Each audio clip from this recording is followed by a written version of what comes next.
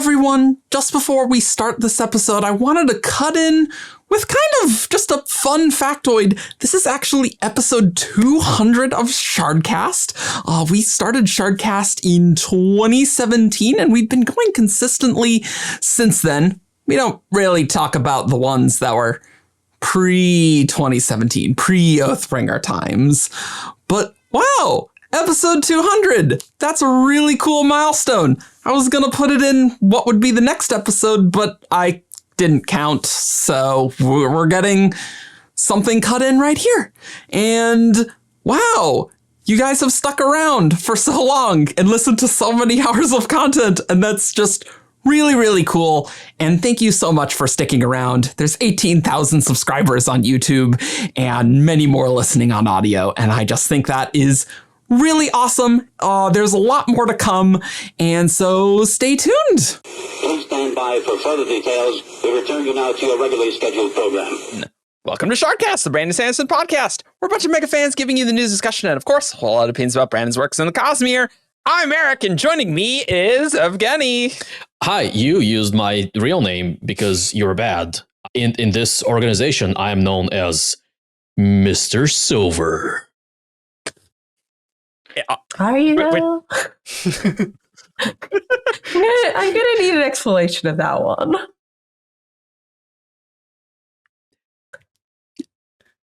Sure. Is that what Argent means?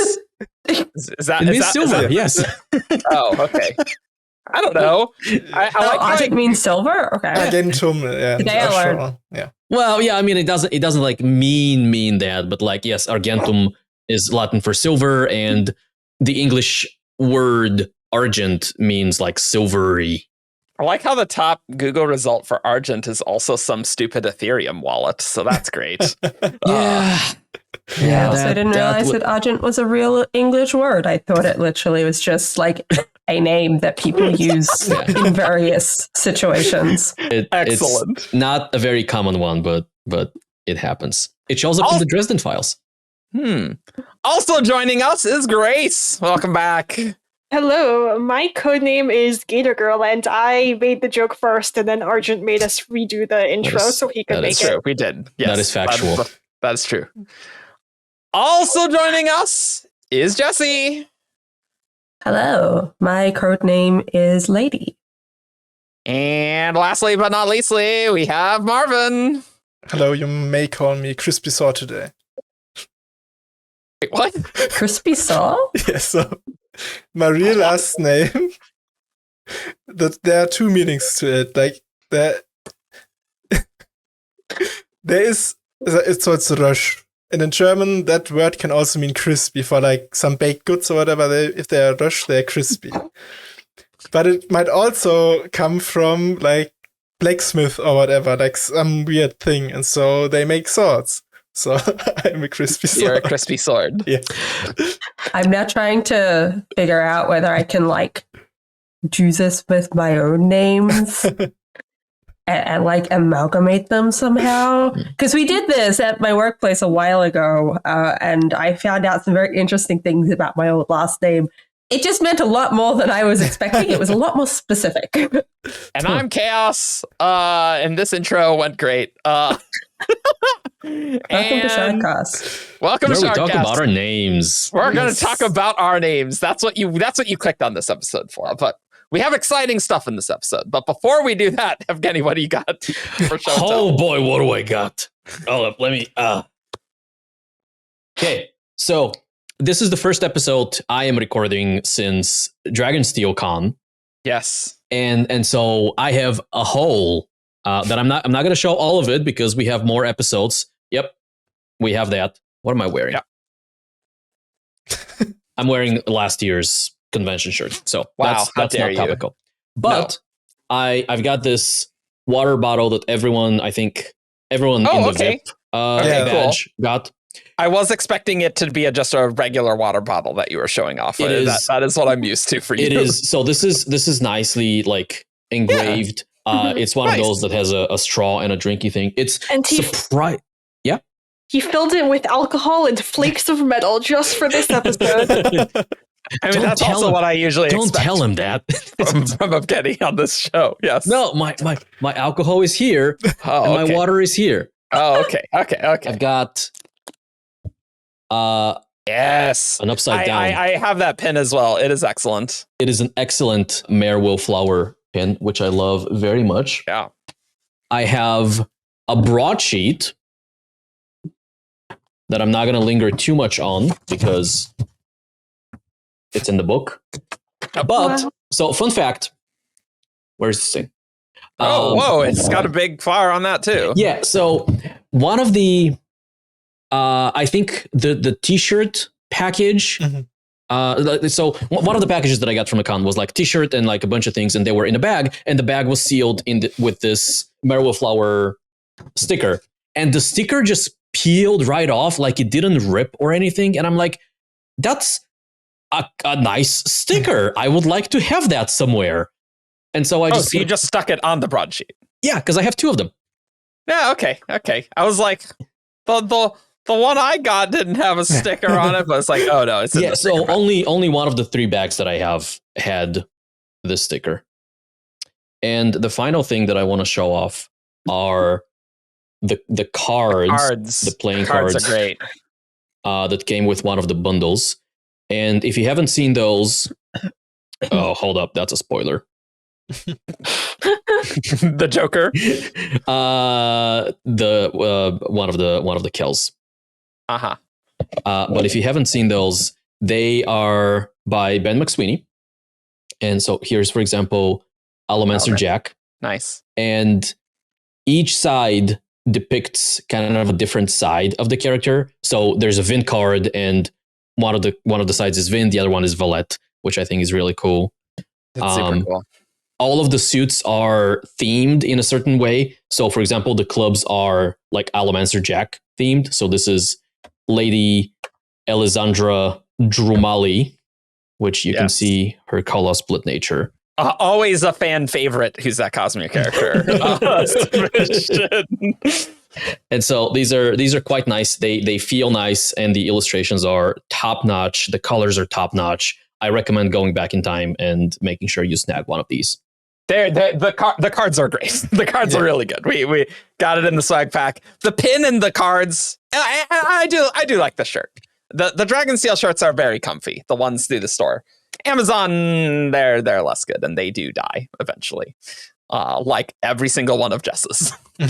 Of the Depends Amazon on if you're in the US or Europe, though, because the ones I got from Europe are fairly good actually in quality. So yeah, well, depends. Because Europe knows how to not dick up the quality of things. Also, there were like fake coins. I forgot. I wasn't going to show these off because I forgot. Oh yeah. The fake, because they're gonna have more Shirepost Mint coins that they're coming out with. Yep. So like they're doing 2 or 3 more sets of Era 2 coins, like a bunch of different, like multiples of clips and boxings, and so those should be coming up sometime in the near future, and they look quite snazzy. Yeah, there's one that's what's the Marsh one? I think Marsh is 2 boxings. Yeah, but what's the name of that coin? Oh, isn't it like an iron? Irony. It's irony. It was an irony. That's what it was. That's very funny. Cool. All right. So this podcast title, now that we got the nonsense out of the way, is very vague of a title. So if you haven't read The Lost Metal, get out, because we did do that. So okay, bye. All right. Now we'll talk about what the actual title of the episode is it's the freaking Ghost Floods. The Ghost Floods are in the book, and we just see them. And so we're going to talk about the Ghost Floods that we see in The Lost Metal and just in the Ghost Floods. That's what we're going to do. And which is like, we knew, obviously, that Kelsier was the leader of the Ghost Floods in Rhythm of War. But I didn't really expect them to come up quite this much. Makes sense given how dire things are, but we get Shy. She's just here. She's like a very prominent character here. Wow, cool. And that is pretty awesome. You could say that she's not very shy. That's No, true. She's no. not. She No. no. No. She was quite shady. Shady. Pronunciation joke, because I think it's supposed to be pronounced Shay, but I refuse. But she was not the only Ghostblood that we got. Indeed right? not. On top of that, we got our first like formal introduction to like all things Aether through a brand new character called TwinSoul. One of my faves. That's his code name. His real name is Prasanva. Yes.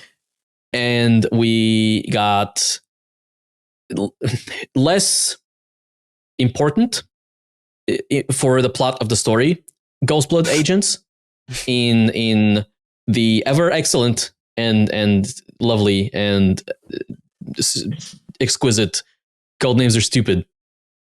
Amazing. Who is K.I.'s from Elantris, one of Kai's children. One of Who is gonna be one of the protagonists of the Elantris sequel, notably. We're going to talk about all of these in detail. Don't worry. We see Iatil's brother. Dlavil. And he seems nice. This is not going to be the Kelsier episode, however. Yes, that is going to be if you see a vaguely titled episode come out later. That is what that is. So we're not going to go in depth on him just yet. No. Tune in for our next episode titled "A Person in the Lost Metal Story." That's its name. Perfect. Nailed it. So if we called it like, that capitals person in the Lost Metal, everyone's going to know who we're talking about. We should call it The book. We should call it You Know Who. You know who in the Lost Metal? Picture of Voldemort. That's the thumbnail, easy. And then everyone is just super confused clicking on it. They'll be like, what is this thumbnail? That's how we steal the Harry Potter fan base, and we It's an convert them to immediate the spoiler Cosmere. in a 4-book series that's actually a 7-book series in a bigger Cosmere series. Perfect. We could have like a Where's Waldo style thing. One of the characters is like Kelsier. Oh yeah. But we also put, for a long time, I've been curious about like whether I can commission an artist to do me like a Where's Waldo type of thing, but with like Where's Hoyd. Uh-huh. Yeah. And it's just each one is like a different world, and you have to find Hoyd in the picture. Yeah. Well, it's just Wax's coach driver. Easy. Yeah. But cool. So yeah, next time we're going to talk about Kelsier. We will have Alex on the show, which I'm sure will make some people very happy and other people very upset. Perfect. I'm so looking forward to that. It's going to be great. I'm very excited for that one too. So here we're going to talk about the non-Kelsier Ghostblood agents. So chapter 39 and not chapter 40. See, slightly different, you know? Well, yeah, and we see the Ghostbloods in more than those chapters, but chapter 39 and 40, massive highlight of the book for me. So they're tenets. And we'll also compare and contrast with the Roshar and Ghostbloods. Don't worry, but let's do a deep dive in what's going on Skybreaker. And so let's talk about the general tenets of the Ghostbloods, which amusingly, like we get a little bit of this in Stormlight, but we just get it all here. So number 1 tenet: protect Skybreaker. That's its objective. Cool. This tells me, by the way, so first of all, I'd be interested in us discussing like what the Ghostbloods are doing on Roshar reflects these tenets. Yeah. But because the very first one is protect Skybreaker, this tells me that this was an organization that was established by Kelsier and not one that he like joined and took over. Yeah. Which is what I thought, but yeah, for sure. Like, that is his objective pretty clearly, right? Then, no secrets within a team, but you can't share it, with others that aren't Ghostbloods. And Kelsier will totally tell you all his secrets too when you join the Ghostbloods. Yeah. And Kelsier has no additional secrets. The book makes that very clear. Kelsier has no additional secrets. I did like that scene. Was it in the epilogue where Marcy essentially challenges him on that, and he smiles and doesn't say anything? Yeah. Like, I imagine Kelsey will be more open, but maybe not quite so much. And last but not least, we trust each other, which presumably is like the hey, Ghostbloods don't fight each other type thing that we got from Roshar. Like that was very clear. Yeah. Right. Yeah. You trust each other, no backstabbing, right? Yeah. We are reading this off the deck, but like they're not as clear. Like Protect Scadrio is like this is something that is like almost written in stone. Like that's just a phrase. But the other two are explained to Marcy in more detail, in greater depth. So these are just like short summaries of. Yeah. And I think you meant to say it's written in metal, because otherwise they could miss it. That way Harmony can't see it or something. I don't know. Or change it. Cool. Let's talk about some Ghostblood agents, though. And I think we're going to be spending a lot of time on this episode talking about the Ghostblood agent. And I think, though TwinSoul is great, and there's lots to talk about, we will also have a dedicated Aether episode pretty soon.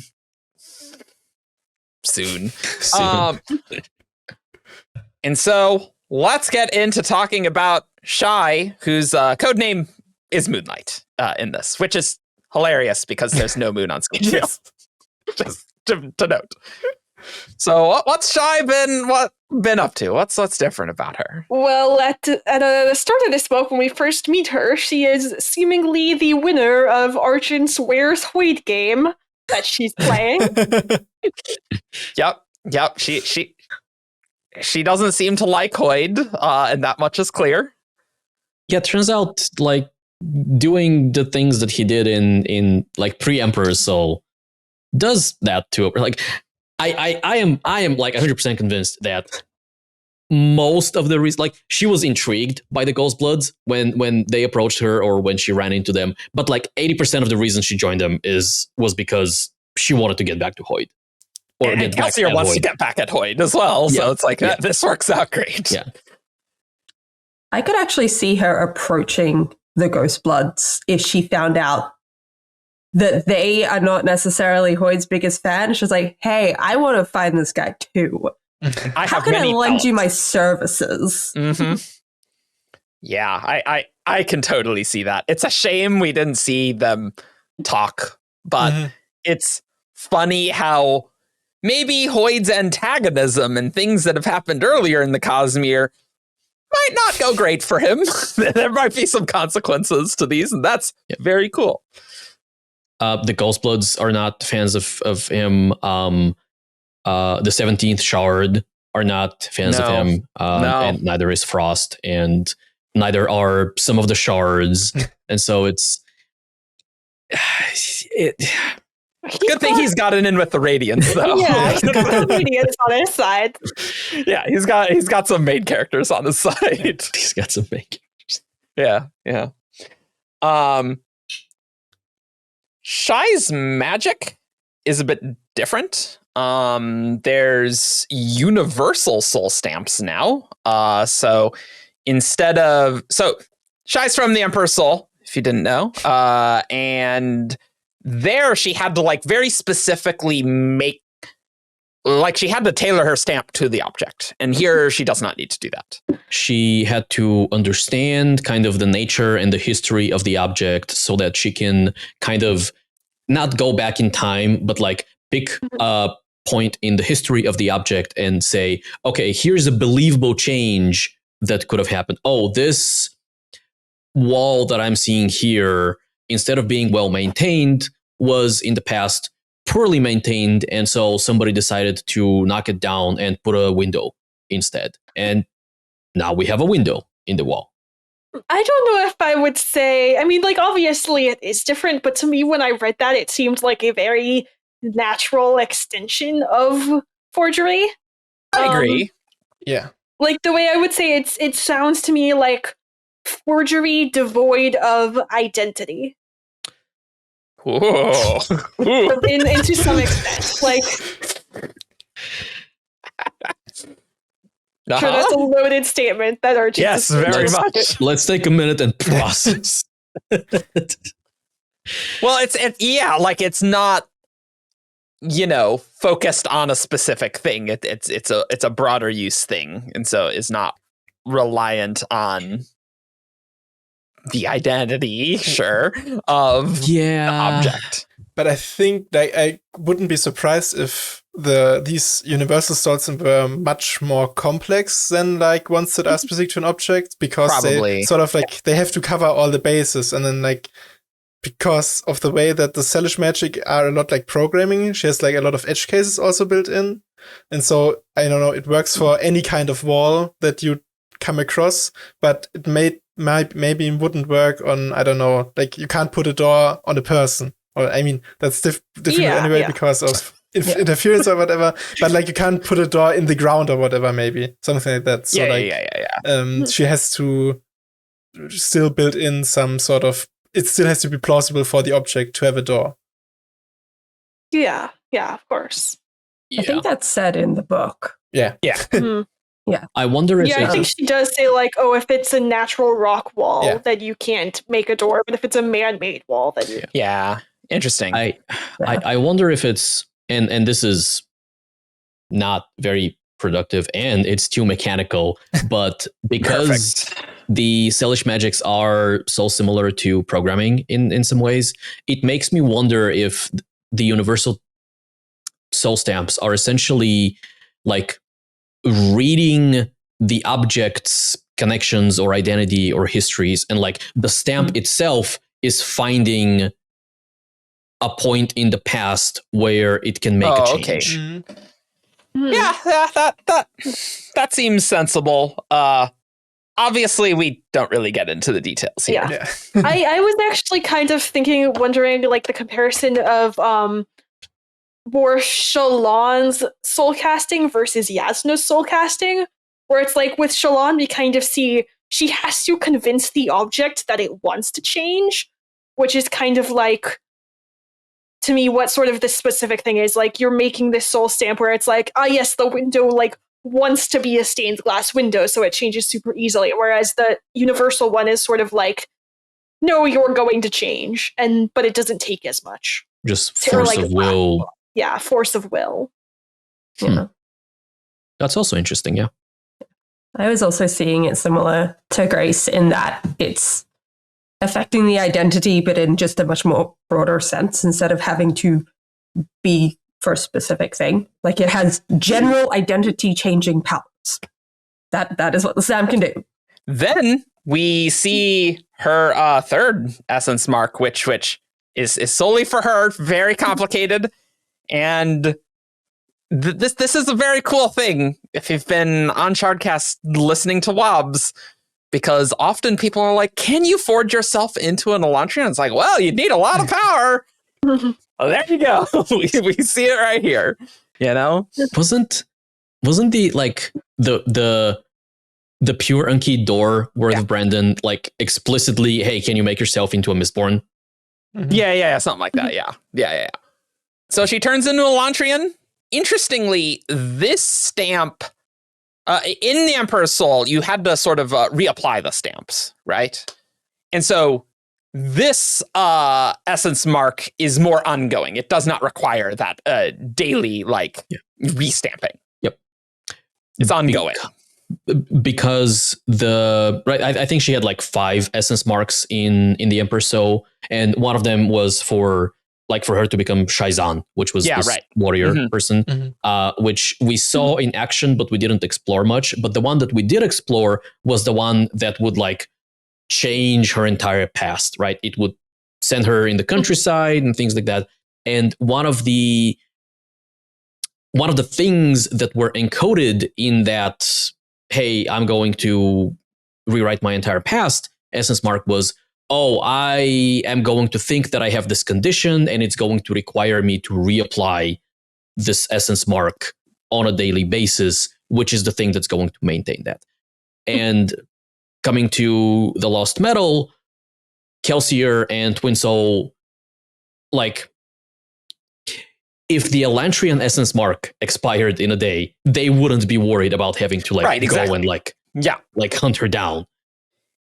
Yeah, do we think that Shai's built like sort of a similar compulsion to reapply it, or is it just that it's a better sort of stamp that she's evolved as well? I don't think she would have for this one, because there's some line she makes about the Rose Empire in like a really negative term when she changes. And I think like even as an Elantrian Shai, she would know Rose Empire probably equals forgery or something in that vein. Right. So she's continuously pressing a stamp to her. Then I feel like Elantrian Shai would know that has something to do with the Rose Empire. And yeah, probably. There'd be like some conflict in her mind because of that. Yeah. Or at least that's one thing. Elantrian Shai knows a lot about the magic, and it's like, well, clearly this is doing something, and would like figure it out or something like that. See, I'm trying to remember what line it was, but my impression reading the book was that once the transformation happened, like she as an Elantrian would not want to change back, and that was the main factor as opposed to anything mechanical. And I'm trying to remember if there was a specific line or something in there that gave me that impression. And I just don't know what it was. I do think that is true, though. Yeah, I think she said something like that. She wouldn't know that there is a change that she needs to go back to, right? As Shai, she believes she's an Elantrian, period. Mm-hmm. Like, she doesn't believe that she's a transformed, like, forger who has turned into an Elantrian. And so there's no will component to that. But the thing that I was trying to remember earlier was that she acknowledges that this essence mark is experimental. She hasn't tested it, barely. Mm-hmm. She is a little reluctant to use that in the field. Like she said, I was hoping to have Kel by my side to pull me out if something goes wrong. And so I think there is room for a lot of the, or at least some of the things that we see to be side effects of, oh, this is not fully tested, right? So I think, for example, her very quirky Elantrian personality is a side effect of that. I don't like, she doesn't know what an Elantrian is supposed to be like. And so she has this like silly image of like a divinity who's full of themselves. She read like a children's book about Elantris and based her personality off. Yeah, the Wish.com version of Elantris. that is true. Yeah, I found that Elantrian persona to be very annoying, but it's a very complete change to Shai, right? Like it is like really changed who she was there. So I wonder what Kelsier could do to pull her out, but they probably know enough about the forgery to deal with the stamp. One idea that I've seen people mention online is just go and like leech her of investiture. Oh, yeah, okay, yeah. They do have leechers. That does help. You still have to deal with she's an Elantrian, and they are not like they are very powerful magic users, but at least you have a tool that you can use against them. Oh, I was just gonna say that just seems like such a colossal waste of pure Aeon Door, but like, I don't know what else you could do. Yeah. I do wonder whether the longevity of the stamp might have something to do with her becoming an Elantrian, actually, like that having investiture flow through her sort of sustains the change, because maybe a huge part of like having to reapply the stamp every day is that you have to maintain it and like keep that impression there. And if you are a magic user and like keep investiture flowing through you, maybe that naturally sort of helps keep it up. Maybe that's why it is more permanent in a way. Yeah. Like maybe if she was able to continuously get investiture and never have like a break moment between it, then it would just maintain forever. Mm-hmm. But it kind of sounded like if she did lose the investiture, then she probably wouldn't be able to gain it back, even if she still thought she was an Elantrian. At least that's what came to mind when you were talking then. Well, okay. So the way that like Sullish magic works is there's the Aeon door, and there are shapes in the shape of the like planet country, and it like flows through that to the user, right? And that was sort of the problem with the Elantrians is that the shape of the country changed. Yeah. So it couldn't flow through to the end user. Mm. So, but maybe if like you're already saturated in investiture some other way, then you don't necessarily need the like constant flow through in the same From the door? way. Yeah. But I do think she did need to draw like some shape of Scadrail or something when initially applying it, right? Yeah, so the way the scene played out is she took in all of the purified door that she had, which was a jar's worth, and then like she was suffused by this investiture, which quickly started to fade, which right, because she's not doing anything with it. And then what she did was she drew a basic map. I just noticed that I did Aeon. Yeah, the basin. She drew a basic map of the basin with what Marassi calls a strange rune in the center, which I interpret to be Aeon in the center, and then around that, a map of the basin. It doesn't need to be Aeon, but like she's doing some Aeonic stuff, right? She is translating Aeon door into Aeon Scadrail. Which is crazy in and of itself, by the way. Yes. Yeah. And then and her like investiture is fading consistently throughout all that time. And then she finishes the Aeon, and that like stabilizes. So it's like the light stops dimming, and in fact lights up a little bit more, and then it stabilizes. So it's like an Aeon Reo kind of thing, kind of a bit like Elantris itself, because like the Reo Aeon was like a big focus, right? It was an amplifier, yeah. Yeah, an amplifier. I wonder, because like this investiture that they're working with, like it is pure, right? Like that's the whole point, is that they have purified a type of investiture. Yep. However, do you think she still would have been able to do what she did if it hadn't been purified like door to start with? Oh, if you think he was like purified Stormlight or whatever. Yeah. Like, I just wonder if that had any effect on this particular change, because like Celish magic is so keyed to its home. I am leaning towards a no on that one. My impression from like the whole purified door thing was that once you're pure, you're pure. Like there's no the fact that you were a purified door doesn't make you any different from like purified Stormlight, Voidlight, whatever else. Yeah. It might just be easier to purify because it's being pulled into the cognitive. Yeah, already. Possibly. Yeah. Yeah. I wonder if you took door and you didn't purify it and you put it in a jar, how any of this works. Who knows? If Shai could still use it because she's still connected to Celish things, maybe. Like, I can see that. I don't think so. Interesting. It's so location based on Cell, right? Yeah. Like, she wouldn't have been able to do that if she was in the Rose Empire on Cell, because she is not in the Elantris place or surrounding areas. That's true. Yeah, that's true. So first, I wonder if you can like take the door away from Cell without purifying it, because connection. Okay, that's a fair point too. That's a good point. But second, throughout the last several days, as I've been thinking about this episode, I've been thinking about the Irie Fortress in Secret History and how it had those like, they're not cables. I mean, I don't know if they're cables or pipes, but like they have channels which we assume stretch all the way like to Cell, that they're pumping investiture through.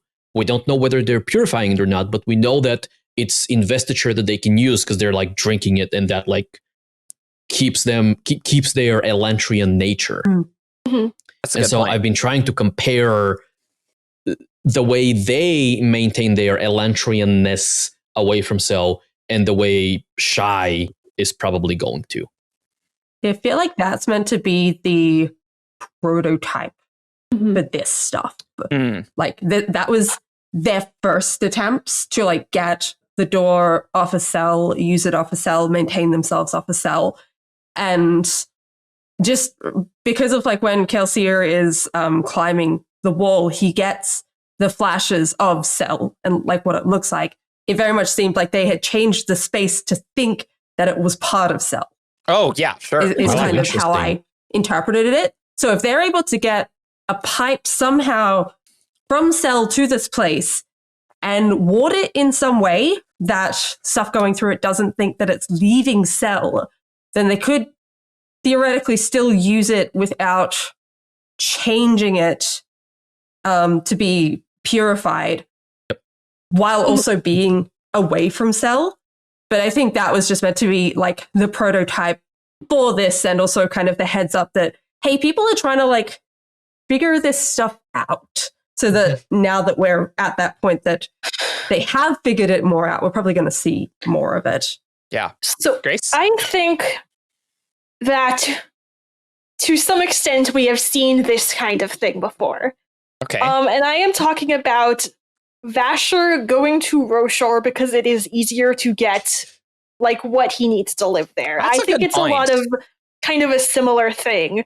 And like we know that Kelsier wants to bring Stormlight off of Roshar.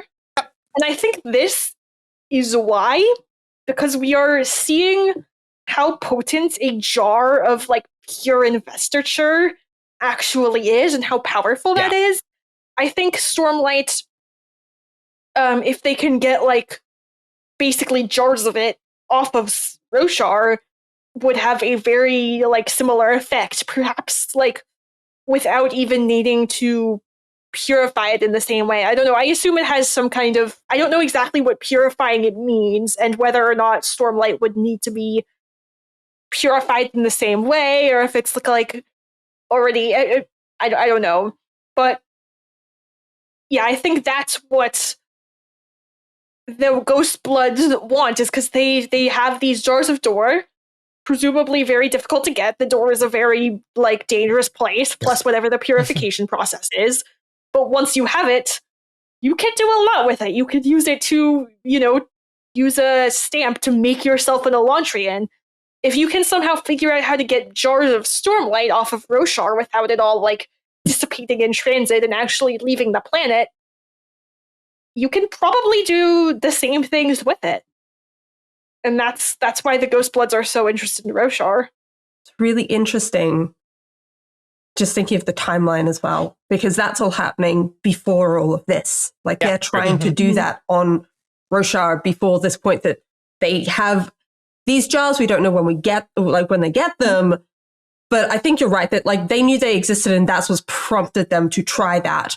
Because like I think they even say in one of the Stormlight books, probably Rhythm of War, that like because of the way that Stormlight gets stored into gems, that makes it so much easier to move around than anything else. So, and they apparently even know how to get it off Roshar. They just don't know how to make that happen yet, or they're still working to make that happen.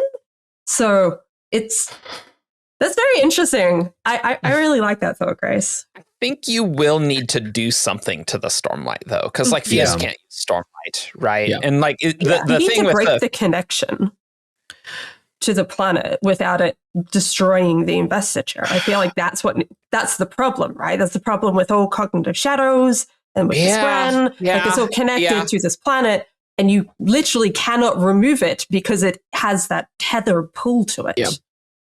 For taking it off world, I agree that connection is the thing.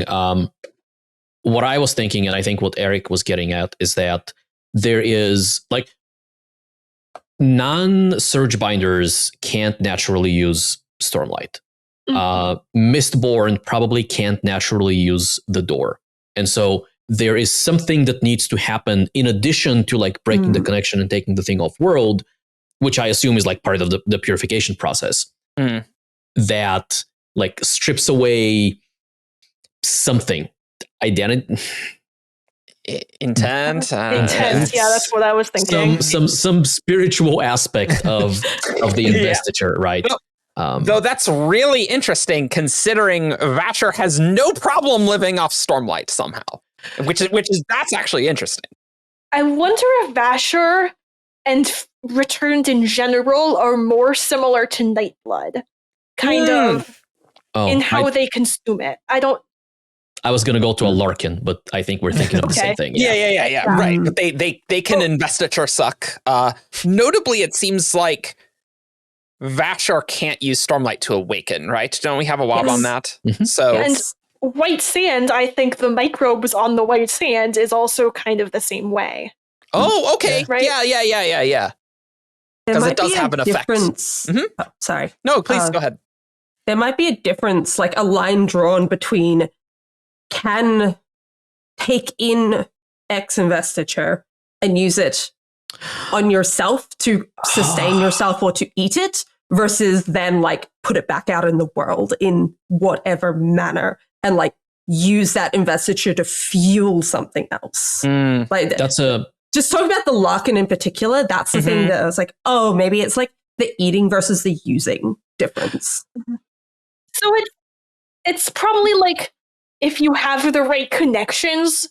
So if like a Mistborn also became a Radiant and could breathe in Stormlight, like there's a good chance they could use the Stormlight for Mistborn stuff. Ooh, that's a good point. I could sort of see that. Mm-hmm. Yeah, I could see that. Like if Vasher could get a Spren, I don't know if he could, but if he could, then that would probably make it very easy for him to awaken using Stormlight. I suspect Spread would not bond Returned on principle, because that seems dangerous for Spread. Okay, that's a good point. Yeah. That's a good point. Definitely now, yeah. It's the end of the week. I don't know if Vasher would want a Spren. I think he would actively turn down an offer as well. He would. Yeah, for sure. He didn't want to hang out with Nightblood. Yeah. But he also like misses the voice a little bit. There's history there. When are we going to see that? Maybe the right kind of Spren. Right after this essay. That's when I'm going to see it. That's actually when we find out that he's bonded as Spren in the Nalthus essay. Yeah, in the Nalthus essay. And that's what's caused the cognitive anomaly, of course. So, yeah. Perfect. The cognitive anomaly is Vasher's Spren. Oh, geez. Great. Easy. It's like a Stormfather thing. Easy. Wow, this really went off the rails. Let's steer a bit back towards Shy. Although that was a good talk about connection and this purified door, because the purified door is crazy, guys. But clearly the purified door, anyone can use it, right? TwinSoul can use it. Mistings can use it. We see that all in this book, right? There is one more thing that I want to mention about the purified door. Okay. It is interesting to me that the jars of purified door appear to be liquid investiture. And we know that's true. Through word of Brandon that liquid investiture is the most potent form of investiture there is. That's a spicy old wob too. liquid, gaseous, solid is, I think, the way they go. Yes, the solid, it's very concentrated and does a very specific thing, right? So so it's interesting, but it's also fitting, right, that the jars contain liquid investiture, considering like how explosive their power is. And the reason I was reminded of this was because we were talking about turning Stormlight, which we understand to be gaseous investiture, or we assume to be gaseous investiture, sure, into purified something, right? Turning it liquid.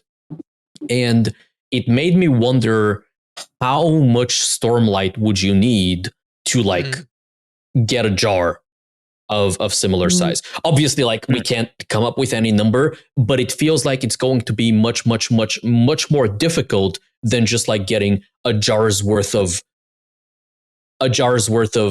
gems and like just like emptying those gems in the jar, right? There's going to be some like distillation or condensation that needs to happen, and that's going to mean that you need a lot more gaseous investiture to fill it up. Yeah. I wonder if I have two thoughts going on for that. One of them is Don't you like laugh a at real me. I life didn't say refining. thought. One of them is like an in-world thought. But I wonder if this is also kind of an allusion to where we are moving in the future. Like, because liquid might be the easiest to make at the moment with what they currently have. So I wonder if moving into Era 3 or even Era 4, we might start seeing solid investiture pills. Oh, okay. Better That's an term. interesting thought. Yeah. And maybe they're not like a pure investiture thing. Maybe it is following a similar path to like the beads of Adium, where it's synthetically created X skill. So it's synthetically created gravitational skills, synthetically created transportation skills. I wonder if that's where this is eventually heading, because those are definitely easier to sell, let's say. And what with taking it back to the episode, what with the Ghostblood's mission on Roshar of like really just trying to control the trade and like trying to be the first ones in so that they are able to dictate what happens in the future, because everyone has to buy from them if they're the only ones who have this form of investiture that you can solid, like you can hand out as a solid in a gem. I feel like I wonder if that's where it's heading. And the real life thing that came to mind is, has anyone heard of oxygen bars by any chance? Us? No. It's basically a normal bar, like that you would go to, like a nightclub bar, except like it has all these stations set up where you can basically put on a face mask and like just get a hit of oxygen. Oh, of like pure because oxygen. that's a thing people enjoy doing sometimes. Sorry, I thought it was like a bar of metal. Yeah. And I was like, wait, what? No, this is a real life thing. Yeah. No. Oh, look, I thought it was some like pseudoscience thing where it's like, yeah, this bar of metal, I've infused oxygen in it. Whoa. You know, I was thinking that, but like granola bars, but like oxygen infused, so you eat it, but it like gives you an extra hit of it's oxygen. all full of air. The value. No, but that is a thing. Yeah, I actually have heard of that. Yeah. And I was just thinking, because we have things like soothing parlors in Era 2, whether in Era 3, we'll have the next step along in the cycle, but with something similar to an oxygen bar, but it's just like gaseous investiture of different types, maybe. And then you can just do the things that way. But like that, you can't like take home, can you? Like people want to like be able to take this stuff with them and choose when they use these abilities. And I'm sure that will go terribly for society. You have a pill that the essence marks eventually just turn into a pill, and you just swallow it, and then you have the effect. Nice. And the Ghostbloods then just turn out to be a big pharma company in Era 3 or Era 4. Easy. Nice. Sure, yeah. Did we have any other shy thoughts? I know there were people who felt that Shy's motivations didn't really make sense, like why she was helping the Ghostbloods. Do we feel that made sense? It has been so long since I read Emperor's Soul that my memory of her motivations are find Hoyd, kill Hoyd, or make his life miserable, and just kind of like and giggles type thing. Like I'm just gonna do what I want. Yeah. I don't remember if it was her or Casey, which is how I pronounce her name, and you cannot convince me otherwise. Sure, why not? We don't have Ian here. So, No, but but I feel heard like there just was as much. some mention of. So one of the Celish people said something like, "I know what happens on a planet when the shards die, and like I want to stop it from happening here." That's not. That reminds me of Secret History and the Irie, but not exactly. I don't remember that. Or maybe that was just like me extrapolating from something someone said. Yeah, that doesn't ring any bells. Yeah. Yeah, I don't know. I do actually vaguely remember something like that. Or are you maybe thinking of TwinSoul going, oh, my homeworld got up, Oh, that might have been it. and so I don't want to see this happen to this one as well? If Yeah. TwinSoul said something like that, that's probably what I'm thinking of. I do think that is TwinSoul. Yeah. I do think that's TwinSoul, who we'll get on very shortly. Yeah, other shy thoughts and things? One sentiment that I've seen in the community is kind of a measure of disgruntlement at how dumb she is. Oh, It's not the way that I want to phrase that, right? But people are looking at like all of the things that are happening with her and Marcy, and like Marcy is playing her a little bit, and Wayne is reading her just instantly. Like when she's her Kim persona, Wayne instantly recognizes that she's playing. Wax picks on something being off with her, right? And so if Shy is this, at this point we don't even know how old she is, by the way, because timeline. Yeah. But like if she is easily at the very least decades older than anyone in the cast. And so people are going, well, why? And on top of that, she's like a forager. She is all of these things. Why are people figuring her out so easily is what they're wondering. I So how do we feel about that? Theory Yeah, about why, Hit me. which started percolating in my brain before when we were talking about Shy and Hoyd. I do wonder whether she has actually been on Skadriel for very long. If her whole reason to kind of be here seems to be to follow Hoyd and to either keep an eye on him or more.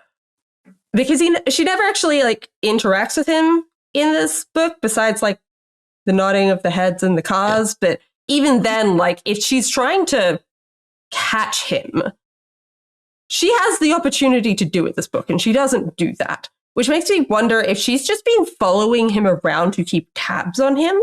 So maybe she's not actually that used to being on this world and the way that people interact and blend in on this world versus somewhere else. I think Wayne picking up on her, Wayne's really good with everything to do with disguises and people pretending to be other people. So that one I'm not surprised at. It's more the Wax thinking something's off. Just maybe wonders, like maybe something's off because she's not from here and she doesn't know what it's like to actually live here. And maybe she's only recently come here. Not that she's only recently joined the Ghostbloods, but that she's kind of been following Hoyd around, doing whatever he's been doing in this period of time. And they've just come back to Skadriel. So she just hasn't spent a lot of time on Skadriel, so doesn't know how to assimilate into it. And all of that said, this is a book specifically about a group of professional detectives looking for people infiltrating like the organization. So I feel like they're probably on higher alert than like if this was Kaladin. Right? Like, yeah, I'd say to some extent it's also just that Shy probably doesn't care as much about hiding it in front of our main characters, because like she knows they are more in the know. And like, because even with Marasi, like of course she has the intention of maybe recruiting her, but she's still very upfront with her from the get-go and says like, your planet is under attack by a foreign shard and whatever. And like she shares a lot of information with her already. And I feel like she wouldn't normally do that. Yeah, exactly. Like because she is or she has infiltrated, I guess, the Bilming police force to some extent, and they don't seem to be privy to any of that, like any of her Ghostblood activities at all.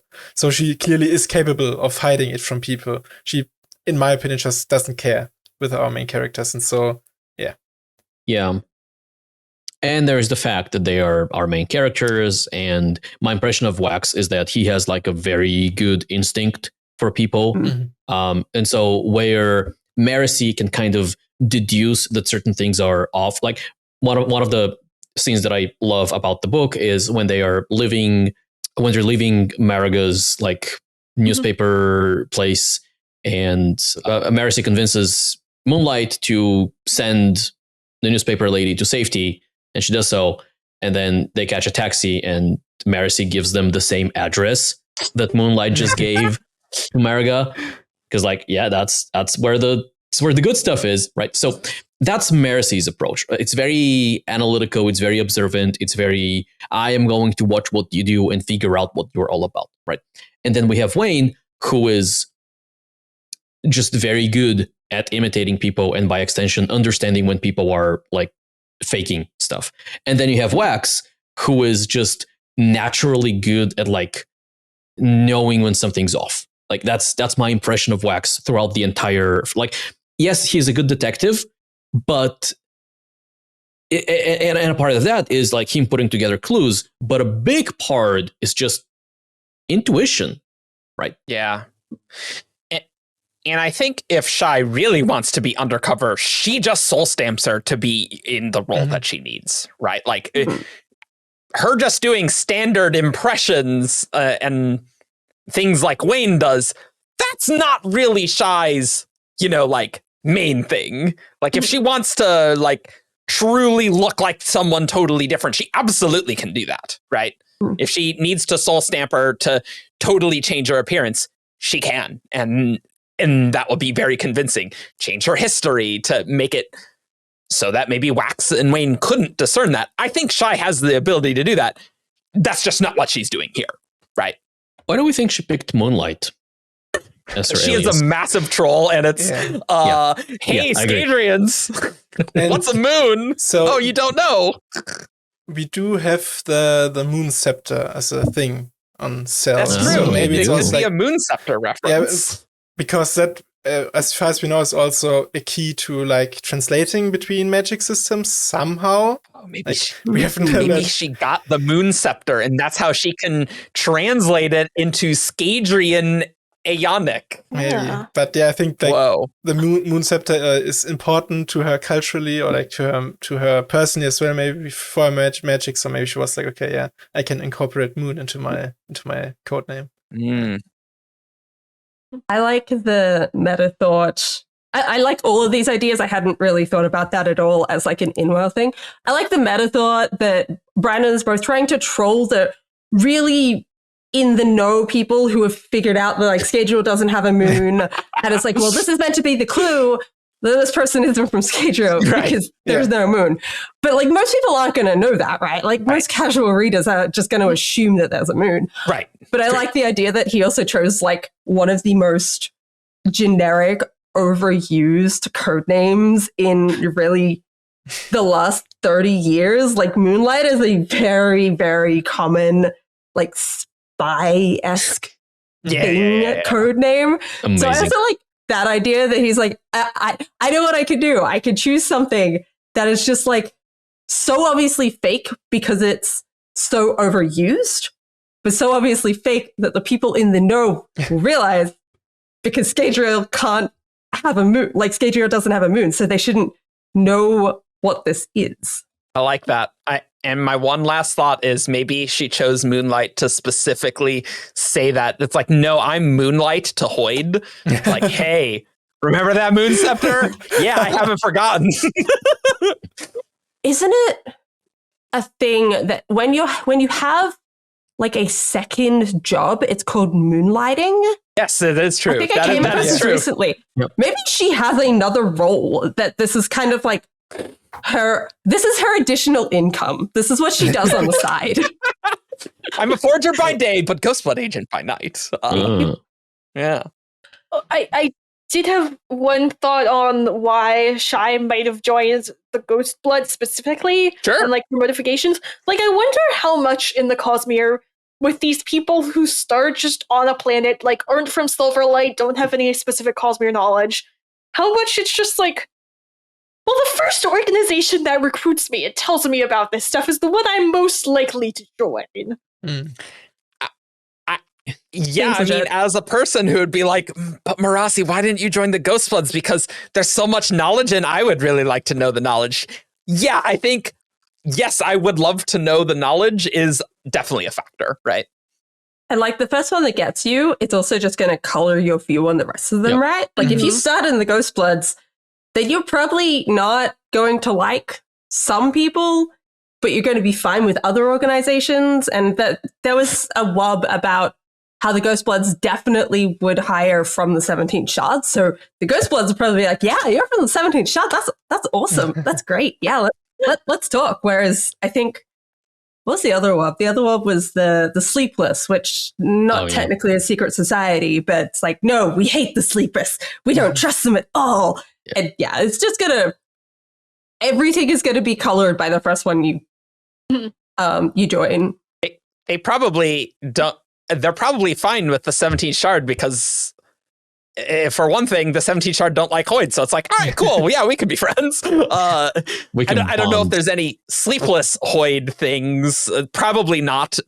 The Sleepless, generally, you probably want to keep them maybe a bit far away because that's sketchy for a lot of reasons. But any organization that Hoid touches, I think the Ghostbloods are like, no, not at all. Which probably doesn't help. You know how in this book, they're like, oh, we don't really like Harmony's agents and things like that. That's what the Ghostbloods say. Well, yeah, Hoid's kind of an agent of Harmony in this book, I feel like. Being like, oh, yeah, I'm serving Harmony's sword here and on good terms with Harmony, right? So, of course, Kelsier wouldn't like that at all. I had one more thing I wanted to bring up about Shy before we move on, because it was like a small line at the very end that I almost missed. Oh, yeah? And I imagine other people might have missed. So I'm bringing this up in every single potential capacity that I can so that people are aware, so that we can petition Brandon to make this happen. So Moonlight turns into an Elantrian and runs off, and that's a open thread that never gets closed. Right. And there is a line at the end where Marasai offers to TwinSoul to help bring Marasai offers to TwinSoul to help bring Shy back if they want help. And Marasai seems completely fine to work with the Ghostbloods. She just doesn't want to join the Ghostbloods. So because I don't think that was ever closed off as a storyline, so it made me think that something was going to come from it. I would really like that story. I would like Marasai to team up with TwinSoul and Kaze or other Skadrian Ghostbloods. Go get Moonlight, bring her back and like change her back into her normal persona. Yep. That would be an amazing short story novella. And Brandon, if you're watching this, which of course you are, because why would you not be watching Shardcast? The number one Brandon to watch Sanderson 9 hours of content a week. Yeah.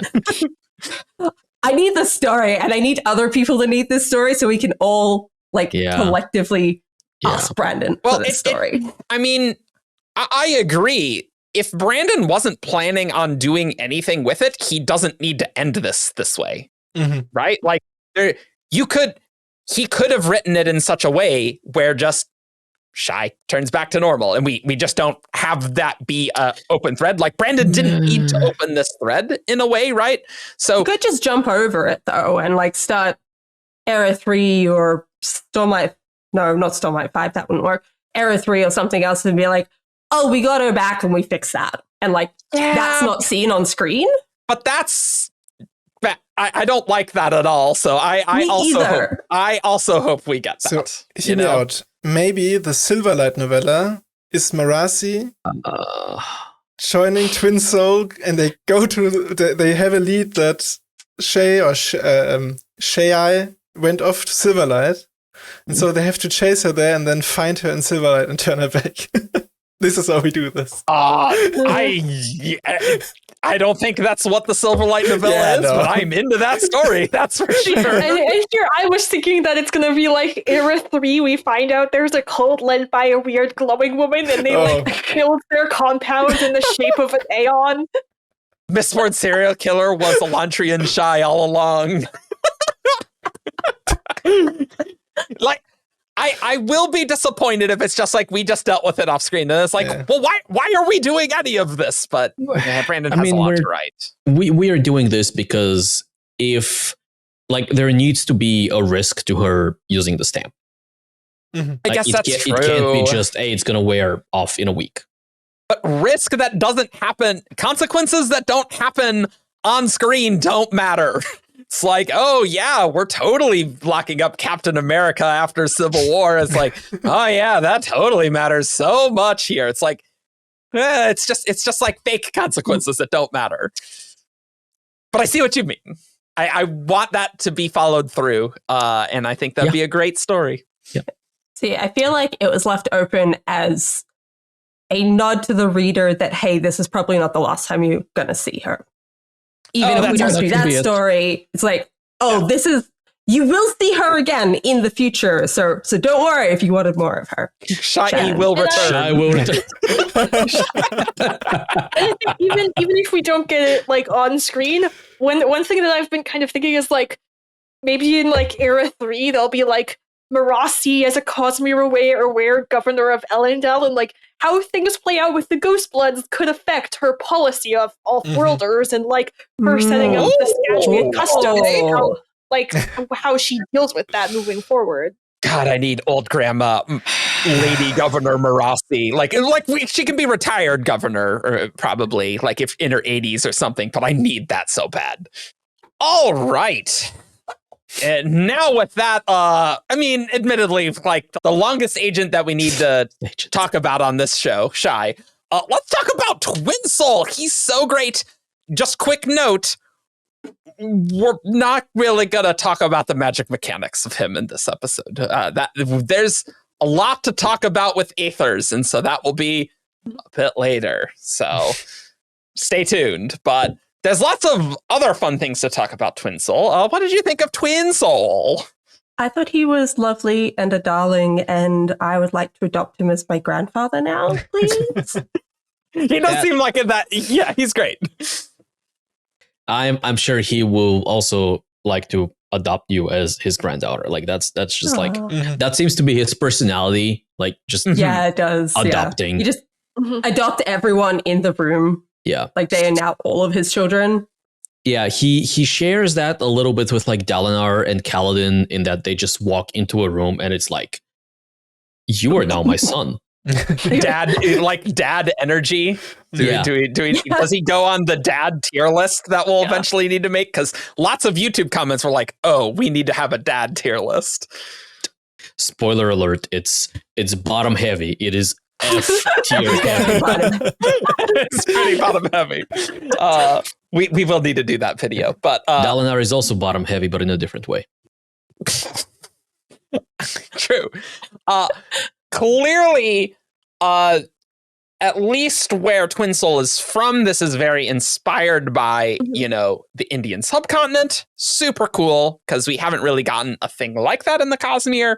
I want to make a quick shout out of how badass TwinSoul was when he did his entire speech of just, hey, this is me. I need to pull up the ebook and just read. Oh, okay. Do you want to? I want to do a voice. And someone in the Discord, and I don't remember who it was, and I don't remember what they said, which is going to make for a terrible paraphrasing of this thing. But it was about moments in media when people say their full name and declare what they're gonna do. Yeah. And which is exactly this, right? Like TwinSoul is going full Rosite, which I feel giddy that I can say in public now. It is pretty great. Rosite juggernaut and just booming through the cavern that is the set's compound. Behold, by the grace of Silajana Suna. Oh, that's a name. I was wondering how you pronouncing this was gonna go. Vishwanda? I'm gonna go with Vishwandar. And the 12 primal aiders, I am Sanvith Prasandva Mahig Vasila, Grand Aetherbound of the 12 Kingdoms, Raj of the Coriander Court. And these people are under my protection. So good. That's so good. I love that so much. He's great. I love that in our doc, we basically have that, but it's split into 3 different sentences, and they're not in order. Evgeni made it. He did it. So there is a rationale there. Sentence 1 is here's his full name. Sentence 2 is here who he is. And sentence 3 is, here's who Silajana is. And the thing I think I love about him becoming a big rock monster is how Marasi's like, oh, TwinSoul, he'll slow us down. How useful will he be? And it's like, the answer is very useful with the purified door. Worked out great. I do love her being proved wrong. Yeah, absolutely. Moonlight and TwinSoul are both like, no, it's okay. He'll be fine. And Marasi just has no idea what he's capable of. Yeah, it's great. She's got her suspicious face on the whole time. So I have a question. I think more for any watchers than any of us on the show, because I don't think any of us would know the answer to this. Okay. But Coriander Court, is that something not necessarily specific in real life Indian culture, but I guess does this make sense? Does it come from something? I'm just trying to figure out where that comes from, because everything else, I'm like, cool, yes, this makes complete sense. But then I get to Coriander Court, and I'm like, am I just an ignorant white person that does not understand what this means? So please, if you know the answer, if there is like some connection there, please put it in the comments. Also, if any of you know the answer, then please speak up. Yeah. I assumed it was something in the world. Just like the people who really love cilantro. Okay, Yeah, I don't because know I think that's the thing, is it's not called coriander in the US, it's called cilantro. Well, no, they're two different things. They're two in the US. They're two different things. Cilantro is the leaf, and coriander is like the seed, I think. Oh, is it like elderflower and elderberry type of thing? Oh, God. Oh, today I learned. Anyway, in Australia, the entire thing is just called coriander. So it's just like herb court. Like, okay, where does this come from?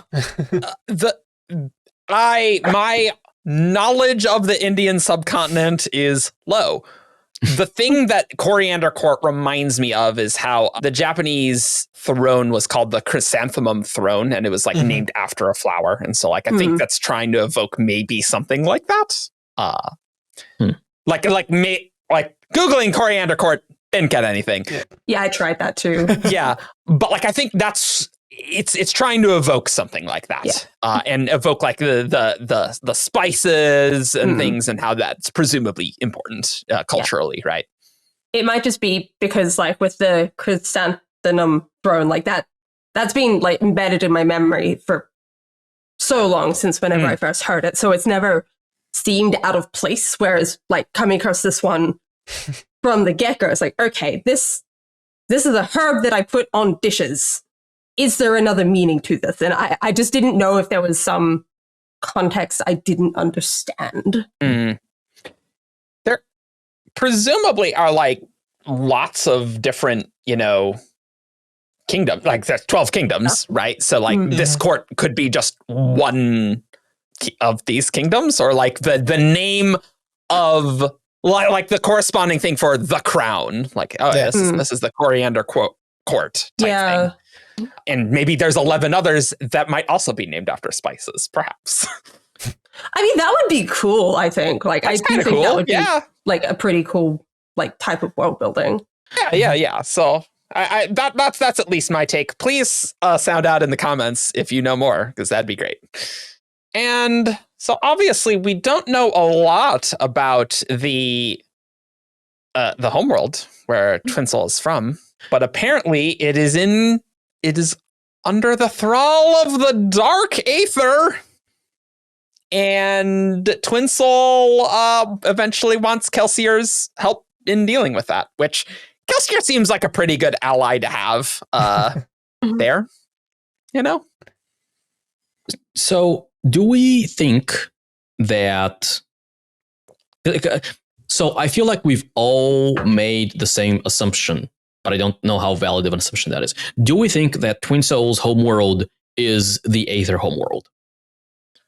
I believe it is. Yes. I would. That's what I assumed.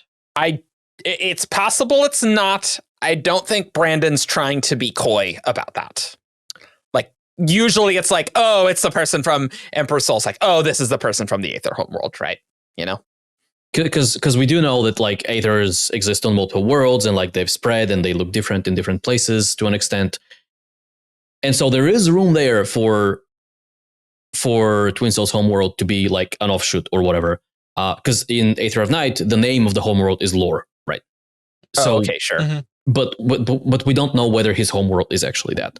And I bring it up because yes, indeed, I had also assumed that he was from there, but it is just worth keeping in mind that that's not necessarily the case. And there's a name drop of Bjendal. Bjendal. I personally think that could be a name for the Aether homeworld. I don't know why Kelsier at the end just says the Aether homeworld and doesn't say what place it is.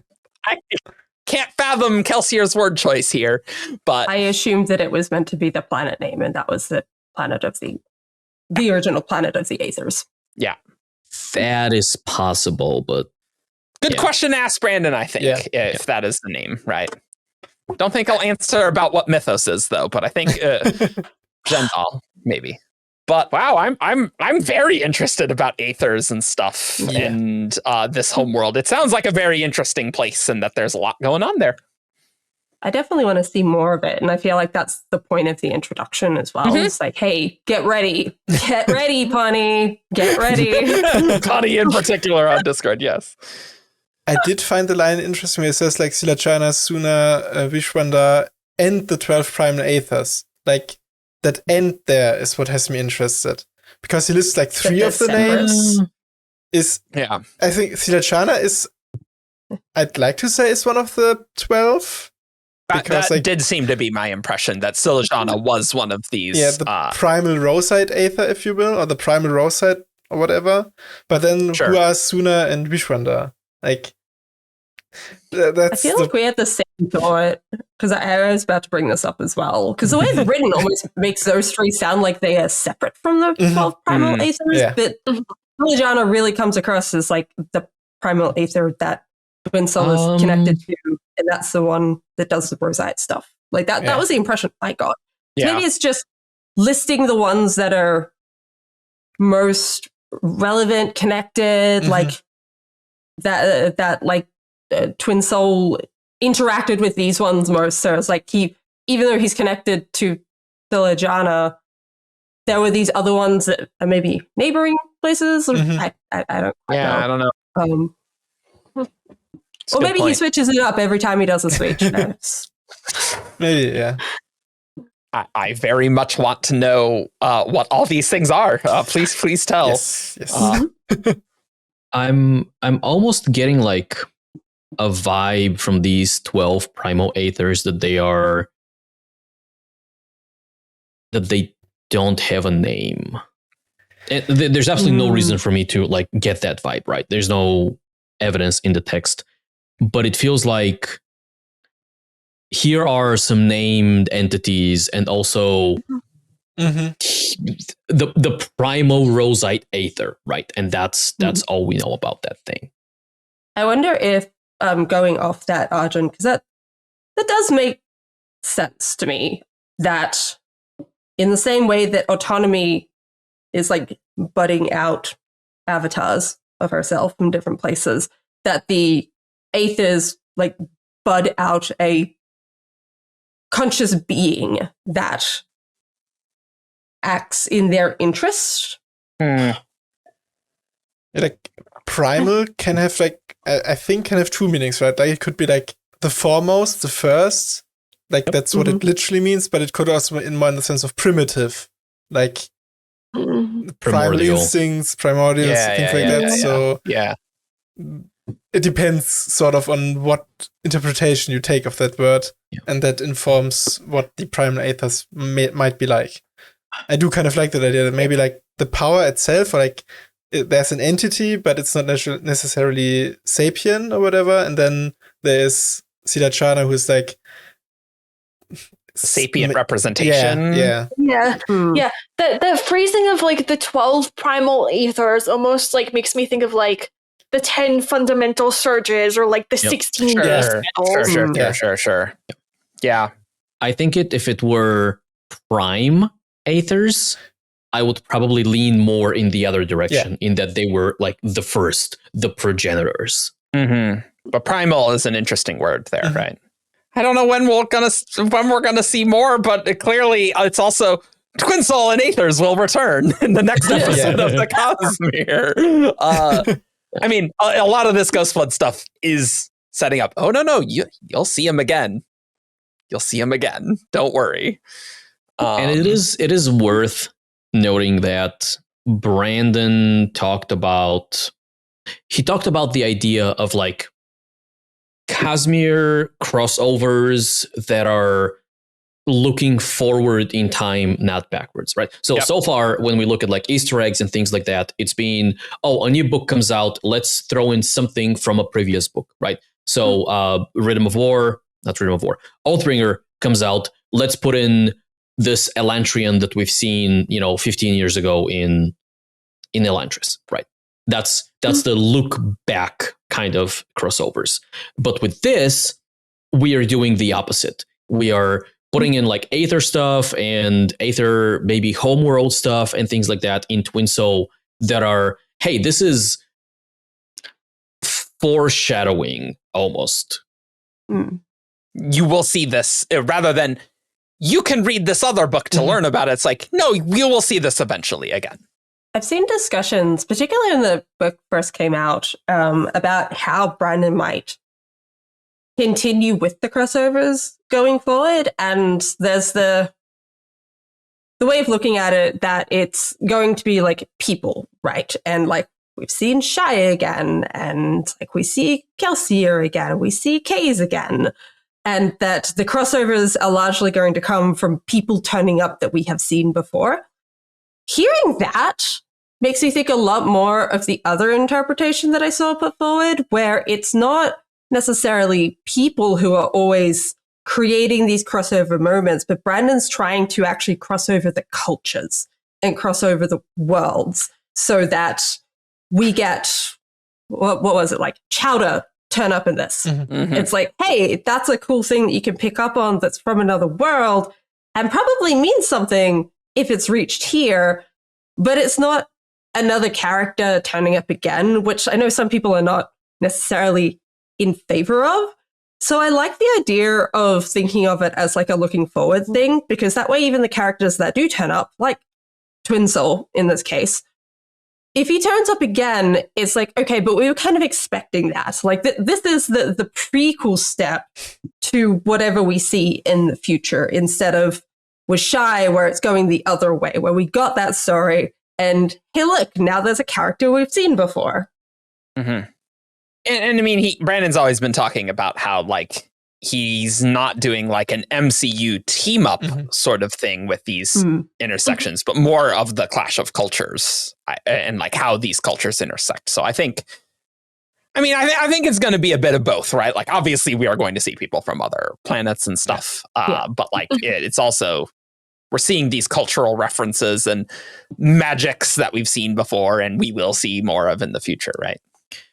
And with, so I almost wonder, because with Shai and KI's in here, it's more endgamey than it is Star Trek-y, right? We are seeing characters that we have seen before explicitly show up. It's less about, we are seeing an offshoot of a Celish culture show up, right? No, we're seeing a specific Celish character or two. Yeah. And so I wonder if we are in this kind of intermediate step where we need to use these characters we are familiar with to kind of open up the Cosmere before we can do kind of a clash of cultures type of thing. So we go from Cell is its own thing, Roshar is its own thing, Scadrio is its own thing, and then we go into, but there are individuals who cross between these specific places, and we see them kind of jump between stories. And then in the next phase of the Cosmere, if you will, we are going to abandon most of these individuals. They're going to do their own thing. But now we've established that a Celish person can hop around, a Rosharan person can hop around. We see the reality presumably show up in the Lost Meadow and things like that. And so that allows us to say, oh, cultures are now interacting with each other a lot more than like individuals we know about. And that can be easier to do with a character that people already know, right? Like if you're trying to put a bunch of things together and it creates something unfamiliar, having that character is like, oh, I know this character. I can follow this character along and I know them even though everything else is changing. And like it does create that nice transition through instead of just having to relearn everything again. Yeah. Like from scratch. Regarding TwinSoul in particular, like I wonder if he will be in the eventual like Ether of Night replacement that we'll get, like, and will that be a prequel? Like, will it tell his story, or like will it have him before the events of Lost Metal or afterwards?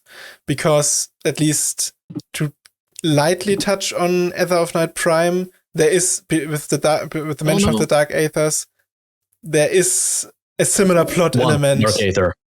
Yeah, the Aether of Night, as the title says, like there is a plot about that, and he seems sunny, you know. Whether Brandon wants to still tell some version of that story, and so it's a prequel to how the Dark Aether took over their home planet. Yeah. And if we're going to see like maybe TwinSoul not as a main character or whatever, but like because he appears to be royalty, so he's, I don't know, somehow like the king or a Raj, whatever in the hierarchy that is, we'll see him in that capacity in the Aether book eventually. Like whether that will be the case or if we won't see him there at all, I don't know. And there's a similar question we can ask about the Elantris sequels, because I think a lot of people up to this point have just assumed it's going to be not that long after the first one, because Kaze is in it and she's a kid in the first one, so probably she grows up a bit and then she's the main character. But then she's in this, and we don't know how far in the future this is. So I've seen people talking about, and I really like the idea of this, that the reason Brandon has to do the Elantris sequels before he goes like on further after that is they're actually much more current day timeline, and Kaze is going back to Elantris for back to Cell for whatever reason, and that's actually the story. It's not something from the past. It is still moving into the future, which is a very cool idea. Who knows what Brandon has planned for the Elantris sequels, right? So maybe he's changed his plans. Which is always an option, right? Yeah. Two thoughts. We have been told that Rayoden and Sereni will still be around. Like they're not going to play like a main character type of role, but they're going to be there. And so, yes, Elantrians live a long life, but like we are probably not going to be centuries into the future when those things happen. Yeah. And there's something in my head about like a Svordish university. Yeah. Brendan has talked about that it would be like the story of Kayan's kids going to university or something like that. What is it? Oh, wow. Yeah. that is really cute. I have not thought about Elantris stuff for a while, and this book definitely makes you want to like, I want to just talk about some Cell stuff. We do know, however, and that's the thing that is most interesting to me, is that as of like literally weeks ago, Brandon considers the Elantris sequels to be more important for him to write than the Warbreaker sequel. Yeah, okay, which is crazy to me. For like Cosmere. Yeah, story. okay.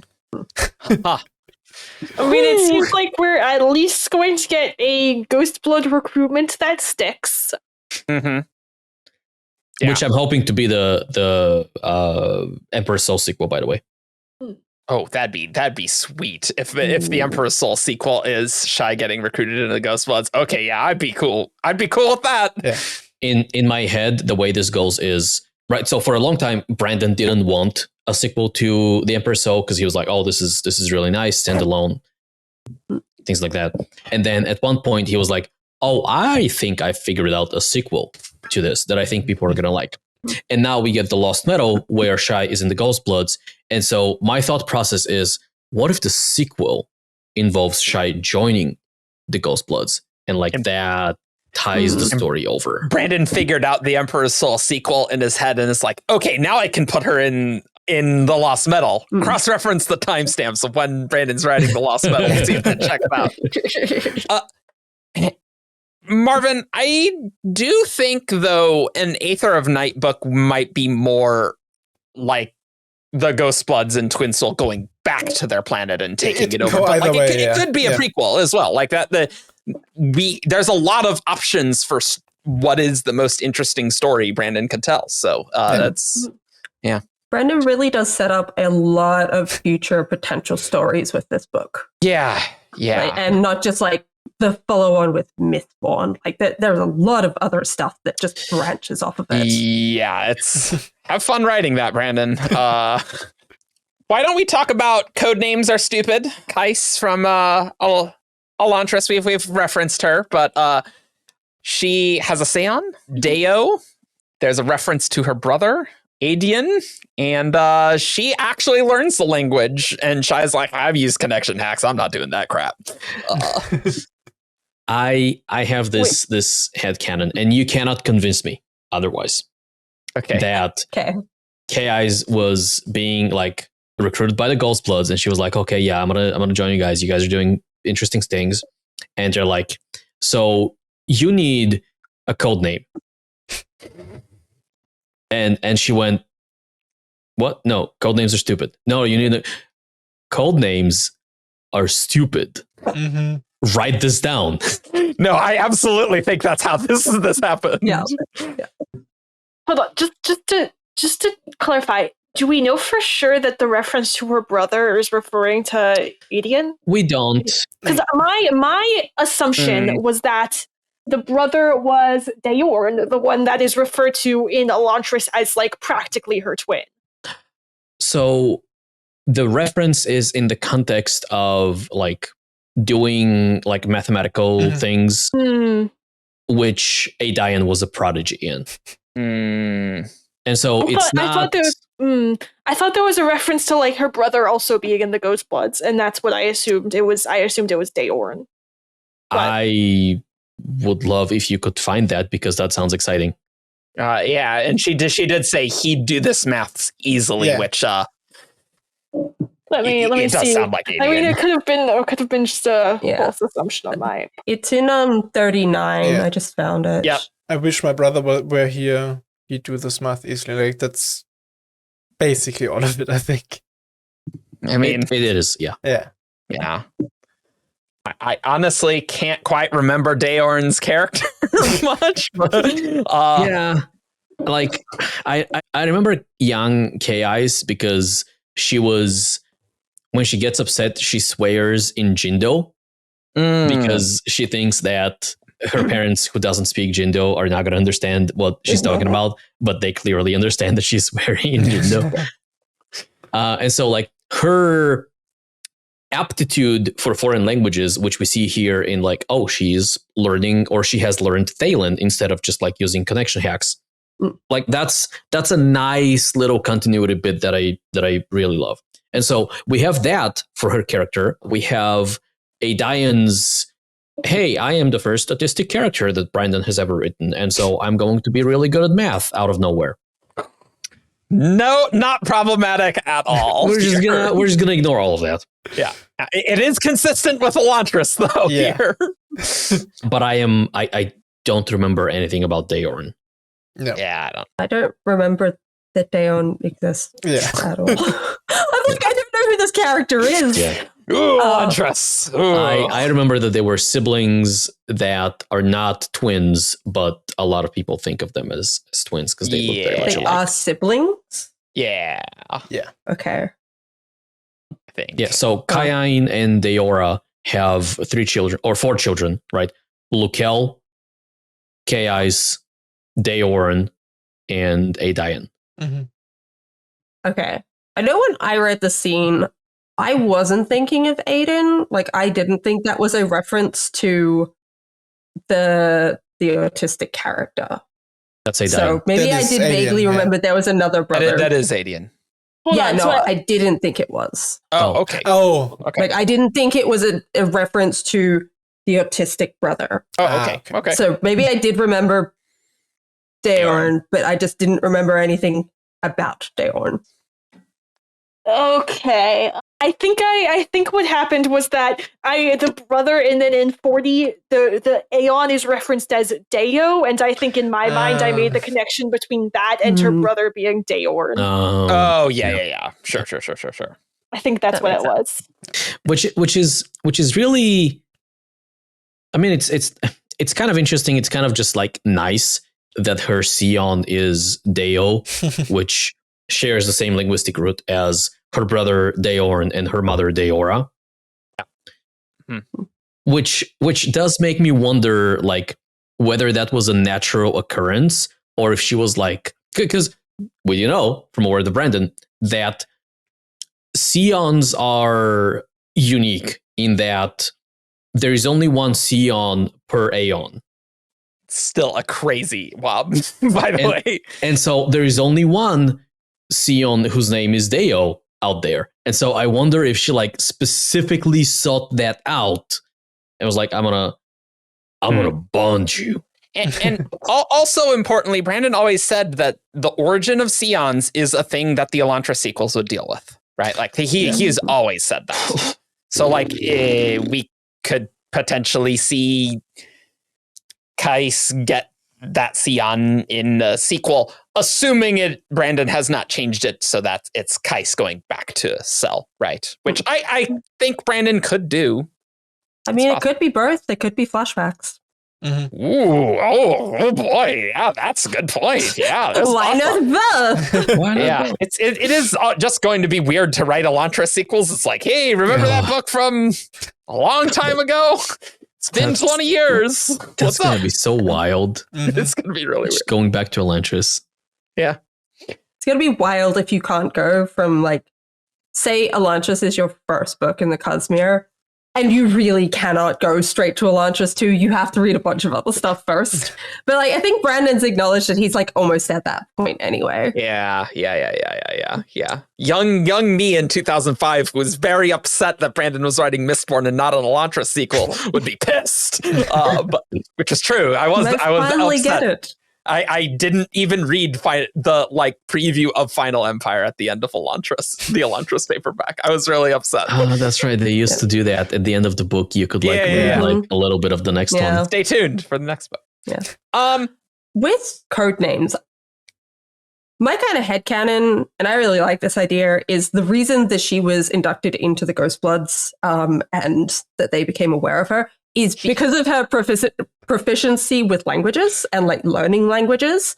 And I can see that being really useful for them if, say, I don't know, the Wi-Fi goes down on their connection medallions and they just stopped working one day. And it's like, well, it's fine because Codenames can still like buy us groceries, or like she could be the first one onto a planet to kind of learn the language, and then they retroactively figure out how to make the connection work because she knows the language somehow. I don't know. I just like that idea because that's like a really special skill that a lot of people don't have. I was thinking, what if the Elantra sequel is like the Ghostbloods come to Cell looking for? I actually don't know if the timeline would work for this at all because it's like pre Final Empire maybe, but okay.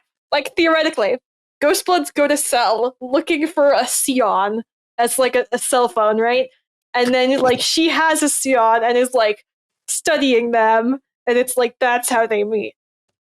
Yeah.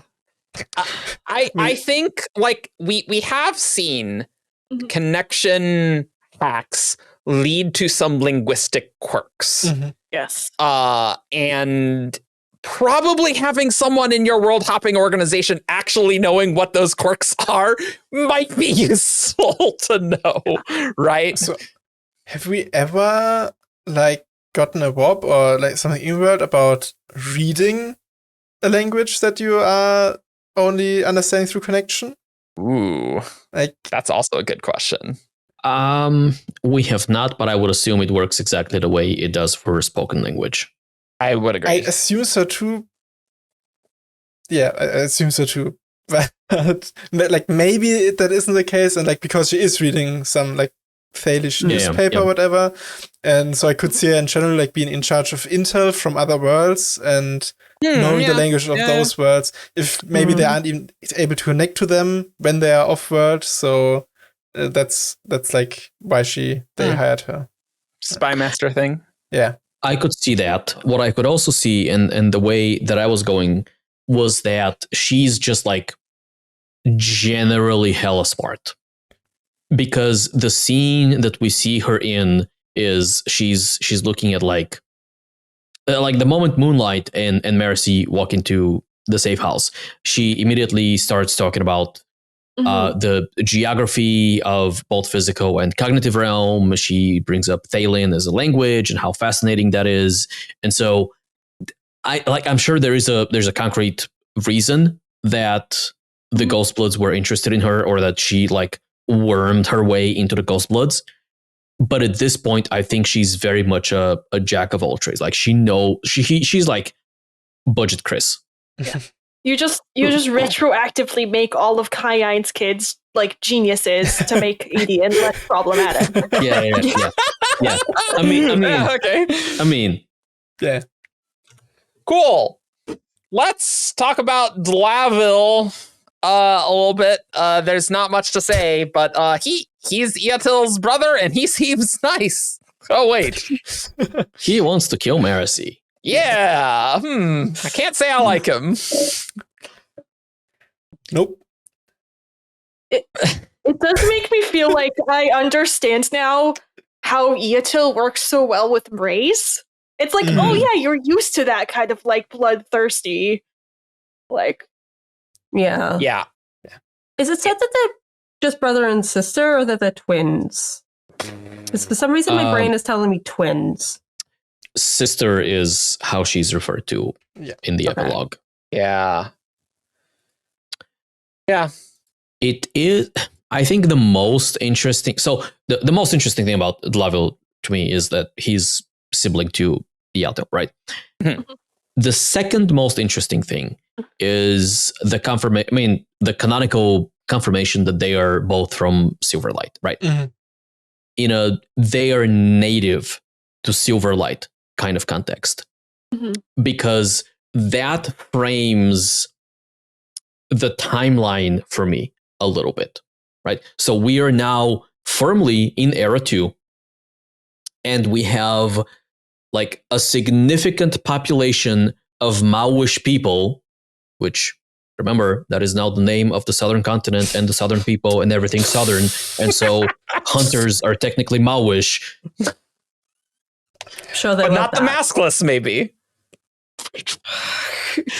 Anyway, so there are southern Skadrians in Silverlight, and they've been there long enough that there are first generation Silverlighters that have like Silverlight accent. And so they were like, at the very least, their parents have like, so this is not like Future of the Cosmere type of thing. We're probably looking at decades, if not, a century or two of Southerners who have gone to live in Silverlight. Oh, I have a theory for how this happened. I just came up with it. Okay. That during the ice death, right after the Catacendra, like some people just found the perpendicularity in the south of like, yeah, we're getting the hell out of here. This place sucks. Yeah. Like, I think that's really plausible. Yeah. The thing about this, Argent, is that maybe the culture has changed, but I'm side-eyeing that like never taking your mask thing off, because the Southerners explicitly do, like, for emphasis. So I'm like, are we sure they're Southern Skadrians and there's not some like weird facial, like they're not actually Southern Skadrians or like even human, and that becomes obvious if they take their mask off, and they're just using this like cultural people wear a mask all the time thing to like hide the fact that they're not actually human. Absolute Aren't crack their theory. masks like fused to their face? Yeah. A leak tells us that this is this is something normal for the hunters, which are one of the 5 kingdoms in the south. Yeah, so like there's obviously cultural variance, which is why it's slightly annoying that they're all Maoish now or something. So One of the 5 like tribes of the Maoish or the Maoish or the Maoish or the Maoish or the Maoish. It's so dumb. It is so dumb. I'm so upset about that. You look so upset. I am. It's unbelievable. The country itself is called Malvish, right? Like that's not just a demonym. Correct. Correct. Yep. Like it could be Malv or something. Renette and Jaxie go to Malwish. Yeah. Yeah. This will be Evgeni's thing that he brings up every chance he gets. I will never let people forget how annoyed I am about this. It's like Ian about Shadesmar, you know? Perfect. Ian about Shadesmar. And you. Sorry, I meant Ian about Et Metal Harmonium. That's the thing. Ian also about Shadesmar. But yeah. It's not just Ian. It might be worth just giving a quick one-liner to explain what exactly you're upset about. Because it took me a while to figure out until it was like specifically explained. All right, listeners, buckle up because I'm going to speak fast. So the issue with the whole thing is that the term Maoish is used for so many things that don't make sense, right? So originally we thought it was just a nation in the south, and like Alik was Maoish from the nation of, we don't know what that nation is, but like Maoish is like English, right? Or Maoish is like a demonym. German. It's a demonym, yeah. And then in the Lost Metal, we learned that there exists the Maoish Consortium, which is fine. Like that can be like the European Union, right? The Maoish people have united all of the South under a consortium, and that's fine. And then in the epilogue for Renette, we are told that she and her girlfriend, Jaxie, go to Maoish. And that is dumb, and it doesn't make sense. Like, you don't go to English, you go to England, or you go to the English Empire. You don't go to English. And so I am so upset about, like, this is without a doubt the single thing of the entire Cosmere, of the entire body of Brandon Sanderson's published works that I am the most upset about. Just say that is very you fair. Go to the southern continent, or you go to the Maoish Consortium, or you go to the south, or you go to, like, give it a name, give it a, like, Maua, right? Or Maui, right? You go to Maui. Or Malland. Whatever. It was just, I'm going to Malwish. So it's like you're going to Malwish class, like in Yeah, I'm going to Malwish class. Watch as it starts like the decade-long campaign of Evgeni like trying to convince Brandon and Isaac that like this specific thing needs to be changed in the 10th I will fix it in the leather bound with blood. It will either be my blood or theirs. I mean, to be fair, there will probably be some changes when Brandon writes Era 3 and probably actually world builds out the southern continent more, because I'm not convinced he has this fully world built out until he's figured out the plot lines in Era 3. I gotta be honest here. Like, there probably will be some changes just once Brandon nails things down. Like how Way of Kings said some things and it's like, in retrospect, that metaphor shouldn't have been used. It should actually be this. And a few things like that, right? Possible. So your time may come, Evgeni. Don't worry. Do we have anything else about Dlavil? There's still so much to talk about. So you want to complain about the name, Marvin? No, I just noticed earlier when reading it, it sounds like it looks a bit like Devil when you look at it quickly. Yep. Yeah, I thought the same thing, actually. Yeah. It does. Interesting. Or funny. There is potentially an agent who's maybe a Skybreaker. On the docks. I do want to talk about this because when I was recording Reactions 3, they were convinced it was a Skybreaker. So for context, Steris is on the docks. She's dealing with things and she's like, we got to sink these ships. And there are Ghostblood agents that are there to help Steris. And one asks, is this legal? And Steris assumes, potentially valid or not, that this is a coin shot. But the theory is that legal things. Maybe they're a Skybreaker and they're using a lashing instead. Because they do fly off at the end of that scene. They do. Yeah. Is Skybreaker yay or nay? What do you think? I don't know. They're not glowing. Like, what are they using to fly? That's true. Huh? You know. I never thought they'd be like anything other than what Steris assumes them to be. Yeah, I don't see any evidence that they aren't just regular coin shots. It just seems like the normal thing. Like you're saying, hey, we're gonna sink all of these private ships in the docks. Like, yeah, it's normal for people to go. Is like, can we do that? But how much would the Ghostbloods care about that? You know, I mean, in general, maybe not that much, but like, I don't know, like an individual might. And it seems to be like one person who's like, can we actually do this? And I don't know, maybe they're new, maybe they're young, but SkyGirl has like a much more developed and set in place legal system, and so almost like we had 4 books about it. So I'm just like, they have laws. This is not evidence to me. Yeah. Unlike a Lethkar, where it's like, if Dalinar says you're good, you're good. Like, that's the Lethy But law also, here. if a Radiant says you're good, you're also probably good. And like Navani can also probably say you're good. Yeah. It was, If the difference between like a parliamentary system and a absolute monarchy. it's like, true. In one of them, people can just do whatever they want because like the king said so, and the other one is like, no, we have laws and we have rules, and you need to follow them if you live in the biggest city on the planet. I actually think this person is a Skybreaker. You do? Oh, you heretic. I'm convinced.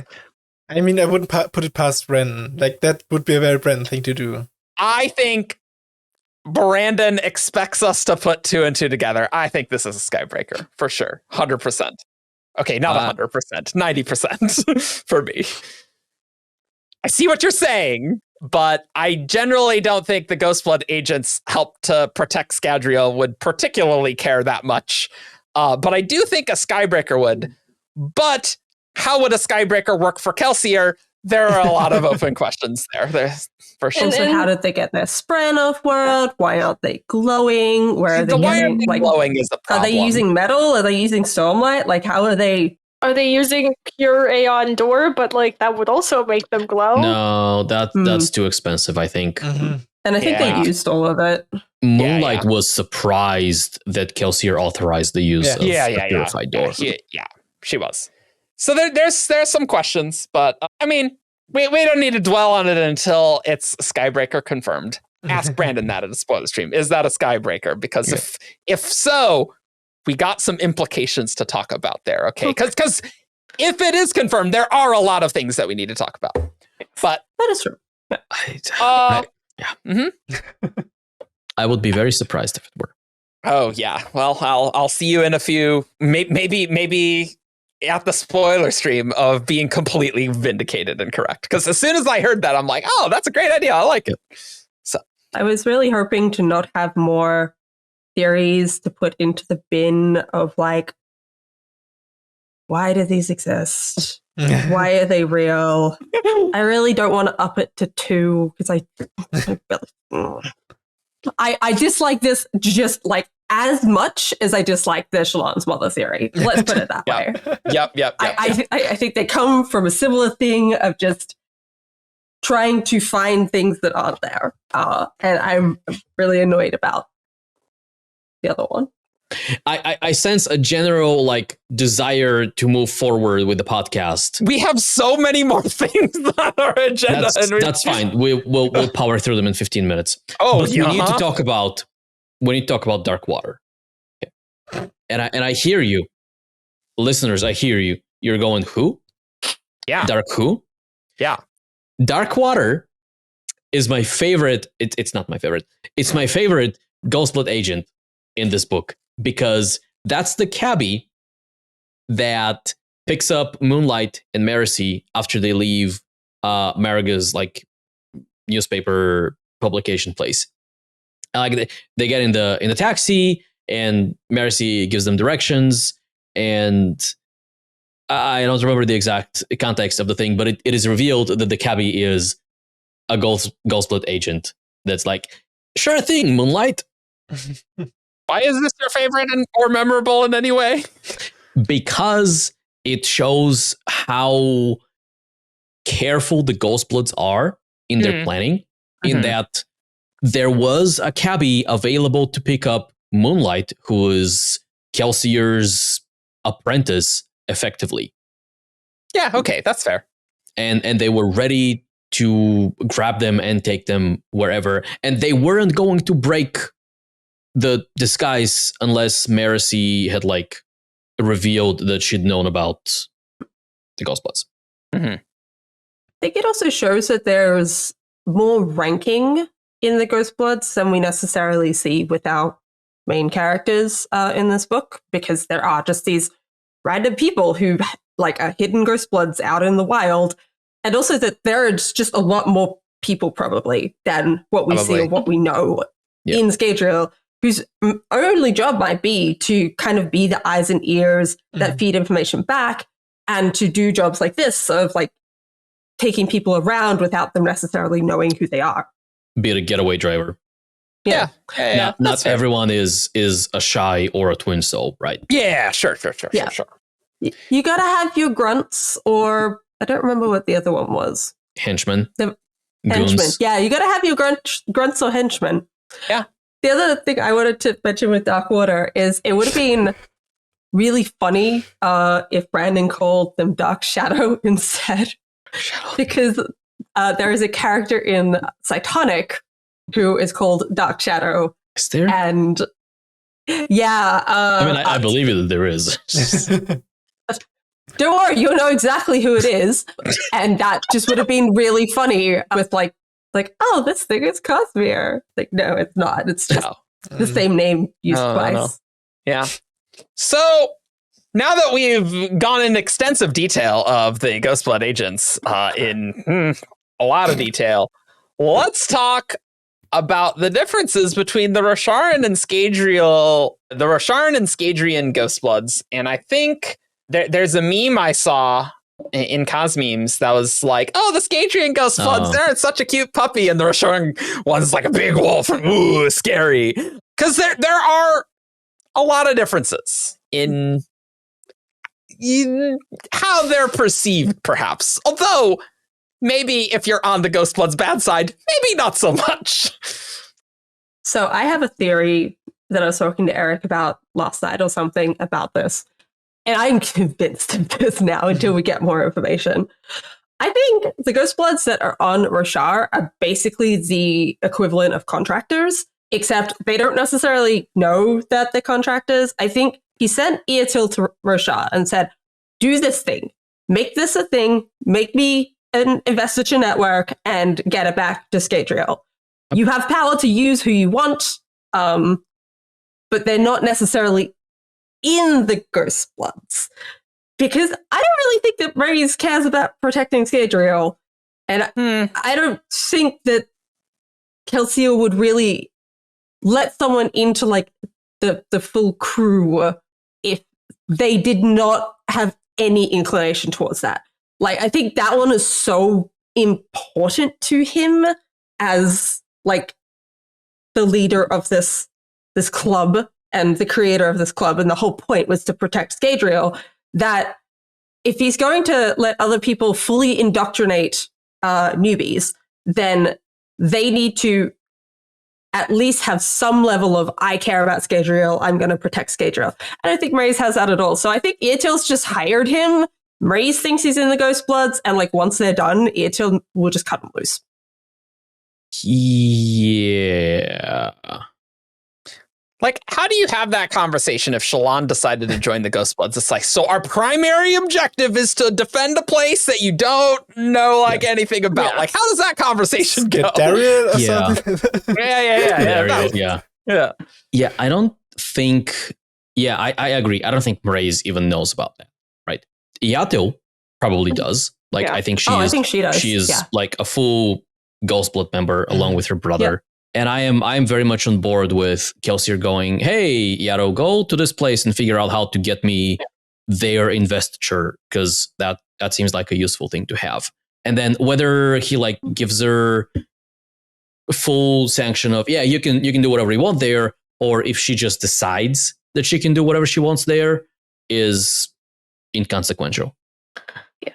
Well, I think on the Shalon subject, it kind of happens the same way. Like, Casey was recruited. It's like, it's not, you don't bring that up at first. You're like, hey, like, there are these cool secrets. I can take you off planet. Want to learn more about the world. And then you get to Scadrial and you're like, oh, wow, this place is so amazing, so advanced. And then you hit them with the like, but there are forces that work that want to destroy us.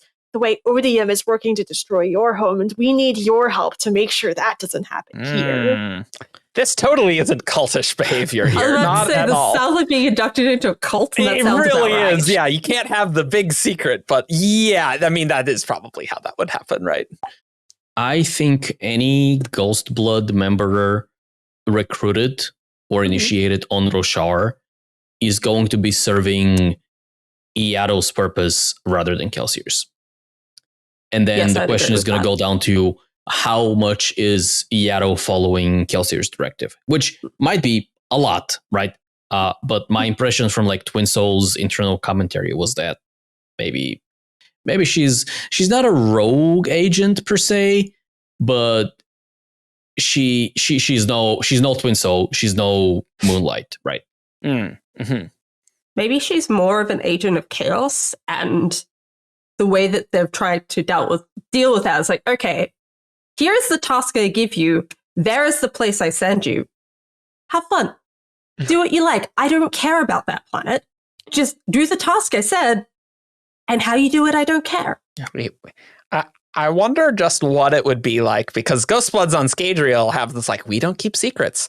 Yeah. What happens if Mraize just saunters into the Ghostblood Manor in Elendel? What's that conversation look like? I don't think that would go very well for him. I think he would think that he's allowed to be there, and everyone else would be like, "Oh, you should." There's a lot of good storytelling opportunities within the Ghostbloods that I think we do need to explore there. Mm-hmm.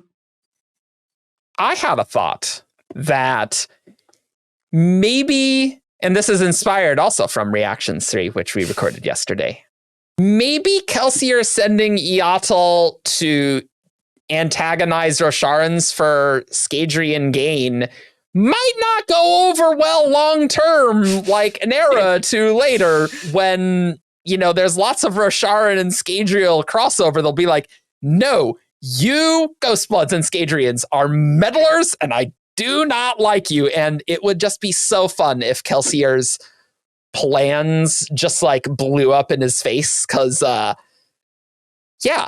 can see Ghostbloods, you know, stabbing and trying to kill Yasna. Not great when Yasna lives.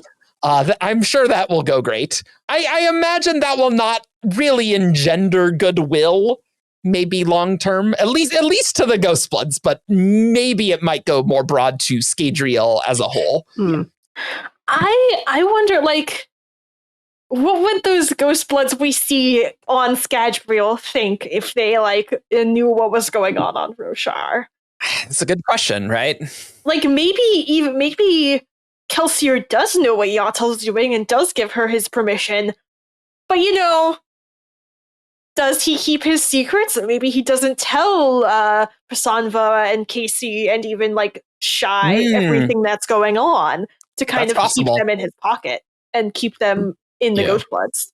Kelsier does think of Yatil as like running amok on Roshar. Like he's aware to some extent at the very least. But I think Kelsier in particular, like he's fine with that. Like what she's doing in Roshar, as long as like we do see, or at least Ray says that Yatil is reporting back to Kelsier in some capacity. Yeah, clearly. Like how much she's might be lying there, we don't know. But quick note, Marvin. TwinSoul thinks Seattle's running. Oh, sorry. Yeah. Yeah. TwinSoul thinks that, right? Yeah. Yes. I mean, that's about like they know of their activities to some extent at least, and are not disapproving, at least, it looks like. Or like, I think Kelsey would have shut it down by now if he wasn't quite okay with it. And I think like Kelsey is the sort of person who is personally okay with those methods. I think if what she was doing ever seemed like it was going to harm Skadriel or blow back on Skadriel badly, then he would step in. But otherwise, I think he just doesn't care how she does it as long as she does the thing that he wants and it continues to, like, he continues to benefit from it. He's like, yeah, do what you want. It's not here. I don't care if you destroy that place. There was this line when they were talking about planets that, like, are inaccessible. They do say, like, if you count Roshar. So maybe they're kind of discounting Roshar because they're like, well, that planet's inaccessible. It's probably going to be destroyed by Odium anyways. And that could be a problem if that is not the case. And then the Roshar show up like, you've been meddling with us. You've been trying to, like, have a monopoly on our resource, even though it's our planet. You guys hate this guy who was, like, personally saved the life of, like, half of our Knights Radiance. Like, yeah, I can see. I just like this because it's very believable that it's like, I can see the steps the Ghostbloods did. And like, yeah, that makes sense. That makes sense. Okay, I mean, yeah, there's a lot of sketchy stuff, but like, yeah, Kelsier's kind of okay with sketchy methods if it's outside of his protect Skadriel sort of vibes. And see that all bite him in the ass eventually sounds delicious. Like, I really like that idea. This is starting to lean a little bit into Kelsier episode territory. Yeah. So we'll talk a lot more about this next time. I don't want to go too much into this, but I do want to register a complaint that I think you are portraying Kelsier as more villainous than I think you should.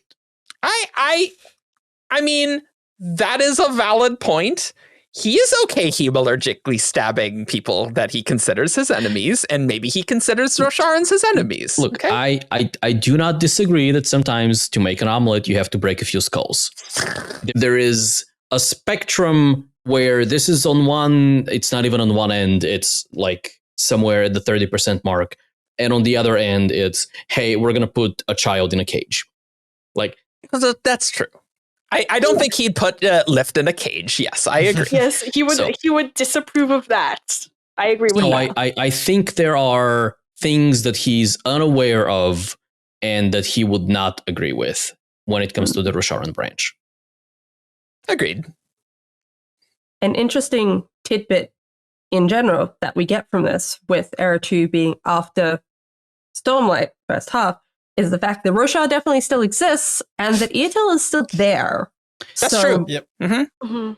And that it is inaccessible, dangerous to access. Yeah. So this is very interesting because I know like there was theories and stuff of Roshar exploding or something. Yeah.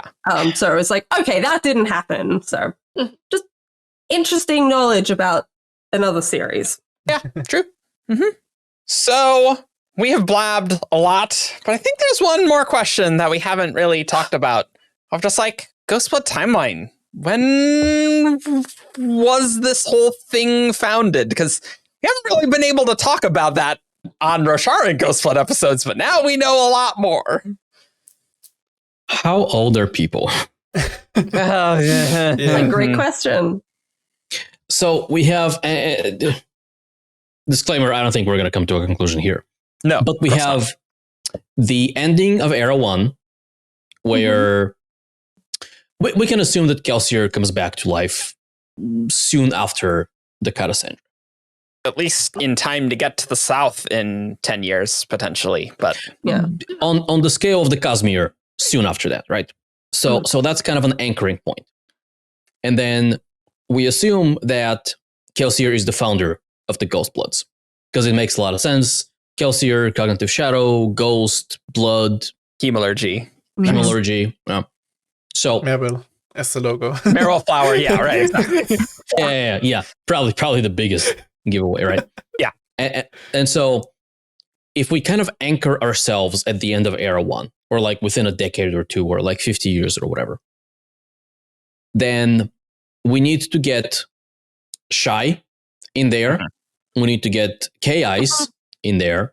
And both of them are, like, I don't think we have a canonical, like, point of reference between Elantris and Emperor Soul, but we kind of assume they are, like, within a few decades, within the same century or whatever. Fjorden still exists. Yeah. Then, yeah. Similar enough, right? And we know that Elantris takes place way before Era 1.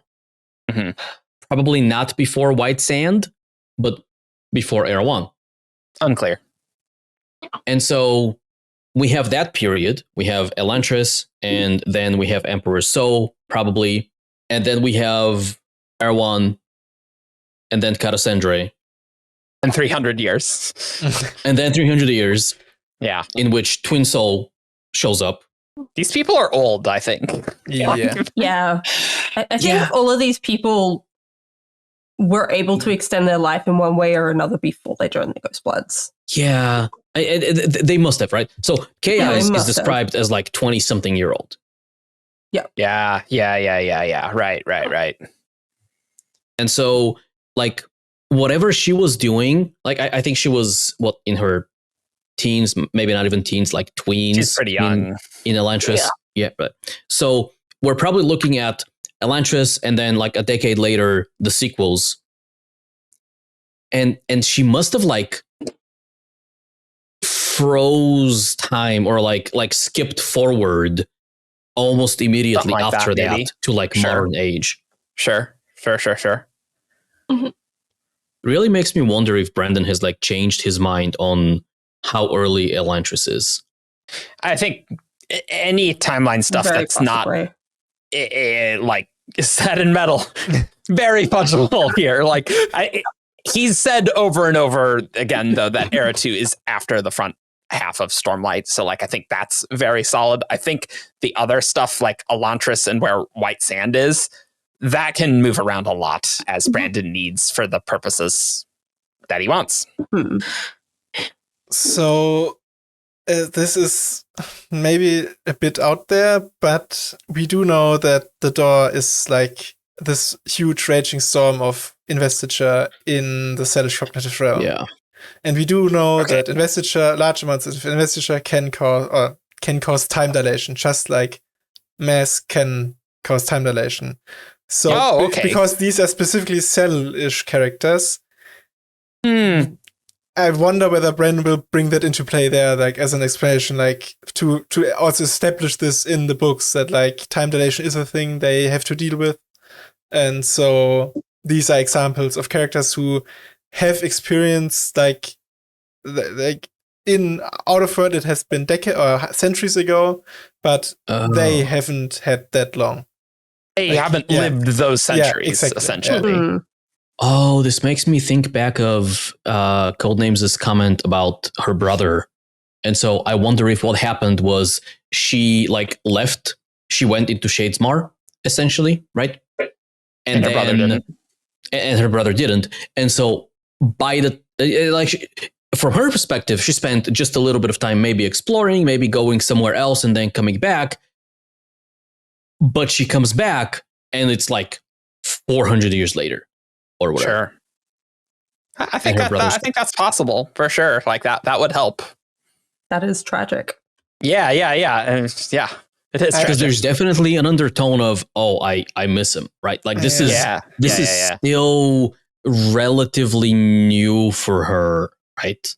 Yeah, I guess. I would say that's an implication. I'm not great on my feet. Like the larger the mass, the slower time is, right? Or like the larger the.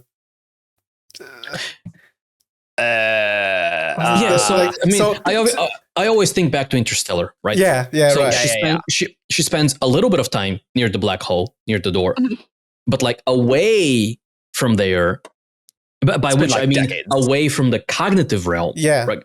Back in the physical realm of Cell, decades pass, or hundreds of years pass. Okay. I mean, I don't want to get too much into this because like, it's very... But I feel like maybe that also would have an effect on the physical realm. I don't like... Okay, so I see what you're saying. And so maybe the problem, I think it could be a problem, but more that if she were to go back to visit her brother, who for him, it has been a year or so only, rather than a longer time, or like maybe days, I don't know. But she would miss a lot outside of Cell again. Like if she were to visit him, centuries would have, or decades would have passed on schedule. Yeah. Like, that would be the problem, I feel like. The question is, do you think it affects the physical? Yeah. Because that changes the whole dynamic. Yeah. Oh boy, have fun with that, Karen. On timeline issues, so Cell moves experiencing less time than everyone else, and just oh boy, that's fun. But let's move on because that's a whole kind of yeah. Investor black holes, fun. Well, not black holes, but you know what I mean. Kind of. Cool. Any other final Ghost Bloody, okay. Ghost Bloody comments here. Obviously, there's lots more to talk about with Kelsier and his motivations and stuff going on with him. We will talk about that probably next week. I saw somebody, and I think it was a fellow mod, bring up the idea that it's going to be very interesting to see people who read like Mistborn first versus people who read Stormlight first and get like vastly different ideas of like who the Ghostbloods are and what they're all about. Yeah, because you get a different implication, don't you? And so I think it's going to be interesting discussing this organization in the future. Mm-hmm.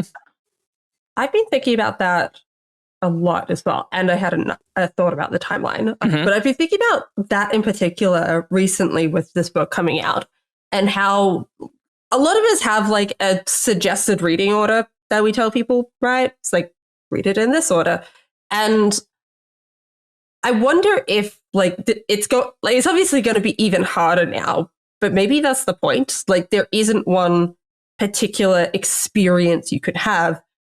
And one person's experience is going to be different to someone else's. So all of us who have followed it, like publication-wise, we've had a very particular experience of getting Stormlight 4 and finding out Thydekar is Kelsier, and then we get this book. It's like, okay, here's more about the Ghostbloods and Kelsier. Whereas someone else, like, you're right that they're going to see it very differently. But maybe that's not actually a bad thing. Like, maybe there isn't really a suggested reading order anymore. It's just read in the order you want, and your experience is going to be unique to you in how you experience it. And I think definitely as a current fan, I'm like, oh, but you won't get to experience this and this and this. And maybe that's actually okay. Maybe like coming into it later, your experience will be different, but that doesn't mean it'll be bad.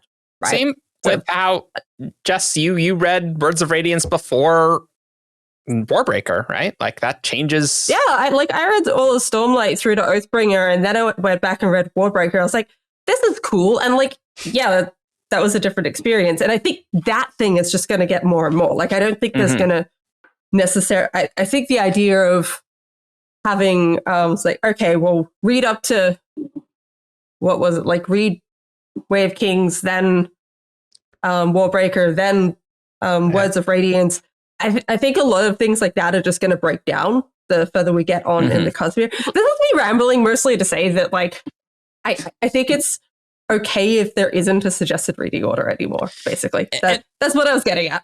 And ultimately, right, like 10 years from now, no one is going to take a break after Rhythm of War to read Lost Metal. They're going to probably read Stormlight front half, unless you want to break from the giant Stormlight books, which, fair. But, like, you're probably either going to read Stormlight front half or Mistborn Era 2, and you'll read that series straight through. And yeah, they kind of spoil each other, but that doesn't necessarily change. Like, it changes the experience, but that doesn't mean one is bad necessarily, right? Or it doesn't mean that one is better. Yeah, yeah, right. Yeah. So, anyway, I had another comment about the timeline. Okay, cool. I was just thinking, I've been thinking in terms of, like, the Roshar Ghostbloods timeline, like what you guys were talking about, Cell, because we know that they are there and active by the time that Shallan is, what, 11? Yeah, 12? Like when she's a kid, because there's a reference to them in her flashbacks. So they must have been on Roshar for a good 10, 15 years at that point before the, like, where the books are currently at with Stormlight 4. I think that Kelsier wouldn't send out like a branch crew until he had a relatively solid crew of his own. So, like, I think maybe like the 50, 70 years, like before Stormlight, Modern Day, and all of that with Era 2, I don't think he created it right after the Catasandra. Like, I think there was a gap in between. And I don't remember who, but someone said, I think on one of the span reads, that Kelsier works a lot better when he has a crew versus when he's by himself. And he kind of starts losing the plot a lot more when he's by himself. And maybe like he did the stuff with the South and then like tried to do something else, but couldn't quite achieve it by himself. And maybe he did go through another period similar to Secret History where like he just wasn't as capable as he is when there's other people around, but he's also much more vicious than when there's other people around. And then that might have spurned starting the Ghostbloods. Or maybe he found out about autonomy like from Harmony and or before Harmony, and like that was part of the reason as well. Yeah, I think I also had a similar final thought that it definitely, or I also think it wouldn't have been like it must have been at least a century or so after the Catasandra in my mind. And maybe the motivation also to some extent was that he saw Harmony getting more like locked up or like becoming more inactive and less capable of acting. So he thought, okay, I need to do something about this. We need to protect Skadriel, and Harmony isn't going to cut it. So let's gather people and take care of it ourselves. And so that would have taken some time for that intent lock-up to manifest in that way. Yeah, that's a good point. Like maybe the first time that people from other worlds started to come through the perpendicularity or start coming onto Skadriel subastral. It's like, oh, there are other people out there. Maybe we need to do something to shore ourselves up because Harmony's not doing it. I'm amused by the idea that Hoyd showed up at one point and Kelsier was like, no, this guy says this guy is bad news. Says, are you listening to me? Says, no, I'm not listening to you at all. Kick him out. And Sayles was like, he knows a lot about Adonalcium. I'm in. You don't. I invited him here. Yeah. and Kelsier was like, oh no, rust that. Yeah. All right. Well, I know what Ghostbloods because of Hoyd. Yeah. Is that what that was heading? Yeah. The inciting incident. Other final thoughts? Things? I mean, I have thoughts, but they're Kelsier episode thoughts. So okay. Well, it's difficult not to go Kelsier. Yeah, I know. All right. Cool. All right, everyone. Let's get on over to Who's That Cosmere Character? This character is from Roshar. Menace, Tien, Tom, Braze, Hoyd in drag on a horse. It's time for Who's That Cosmere Character? Caw. Hello, listeners. You know how the game is played. You send an email with 5 clues and the character those clues correspond to wtcc@17thshard.com. I read the clues aloud, and after each one, our panelists will have a chance to guess who's that Cosmere character. Let's begin. It's so good to have you, Grace. Yeah. You've been well missed, I think. All right, so this first one was sent in by Unsaxon51. 1. Ooh. This character can write. Dalnar. No. Yasna's pen pal, the one that pretends there to are be two of female. them. Yeah, two of them. The Thalen one who's a baker or something and pretends to be a female Argent. Good old Jochi. There we go, Jochi. It is not Jochi. Okay. There was a recent Who's That Cosmere character who also started with. Oh no, but that was this character is literate, I think. So it's probably not a repeat. But I am still going to guess Wayne. It is not Wayne. The author of that Pride and Prejudice thing on Roshar. I have no clue what they're called again, but I hope that is good. No, it is not the author of that book. Ambitious of you to assume that people can come up with 5 clues about that person. Clue 2. This character is a member of multiple organizations. Oh no. Amaram? It is not Amaram. Ooh, No, that's a that good doesn't one, quite though. work. Yeah. Caravangian. It is not I Teravangian. mean, what is an organization, right? He's a member of the Alethi army. Capsule. It is not Capsule. No.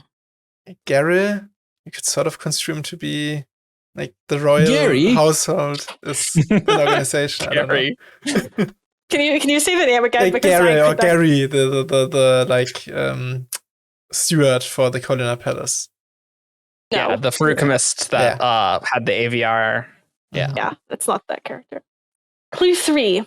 This character knows Hoid. Yasna. It is not Yasna. Ah!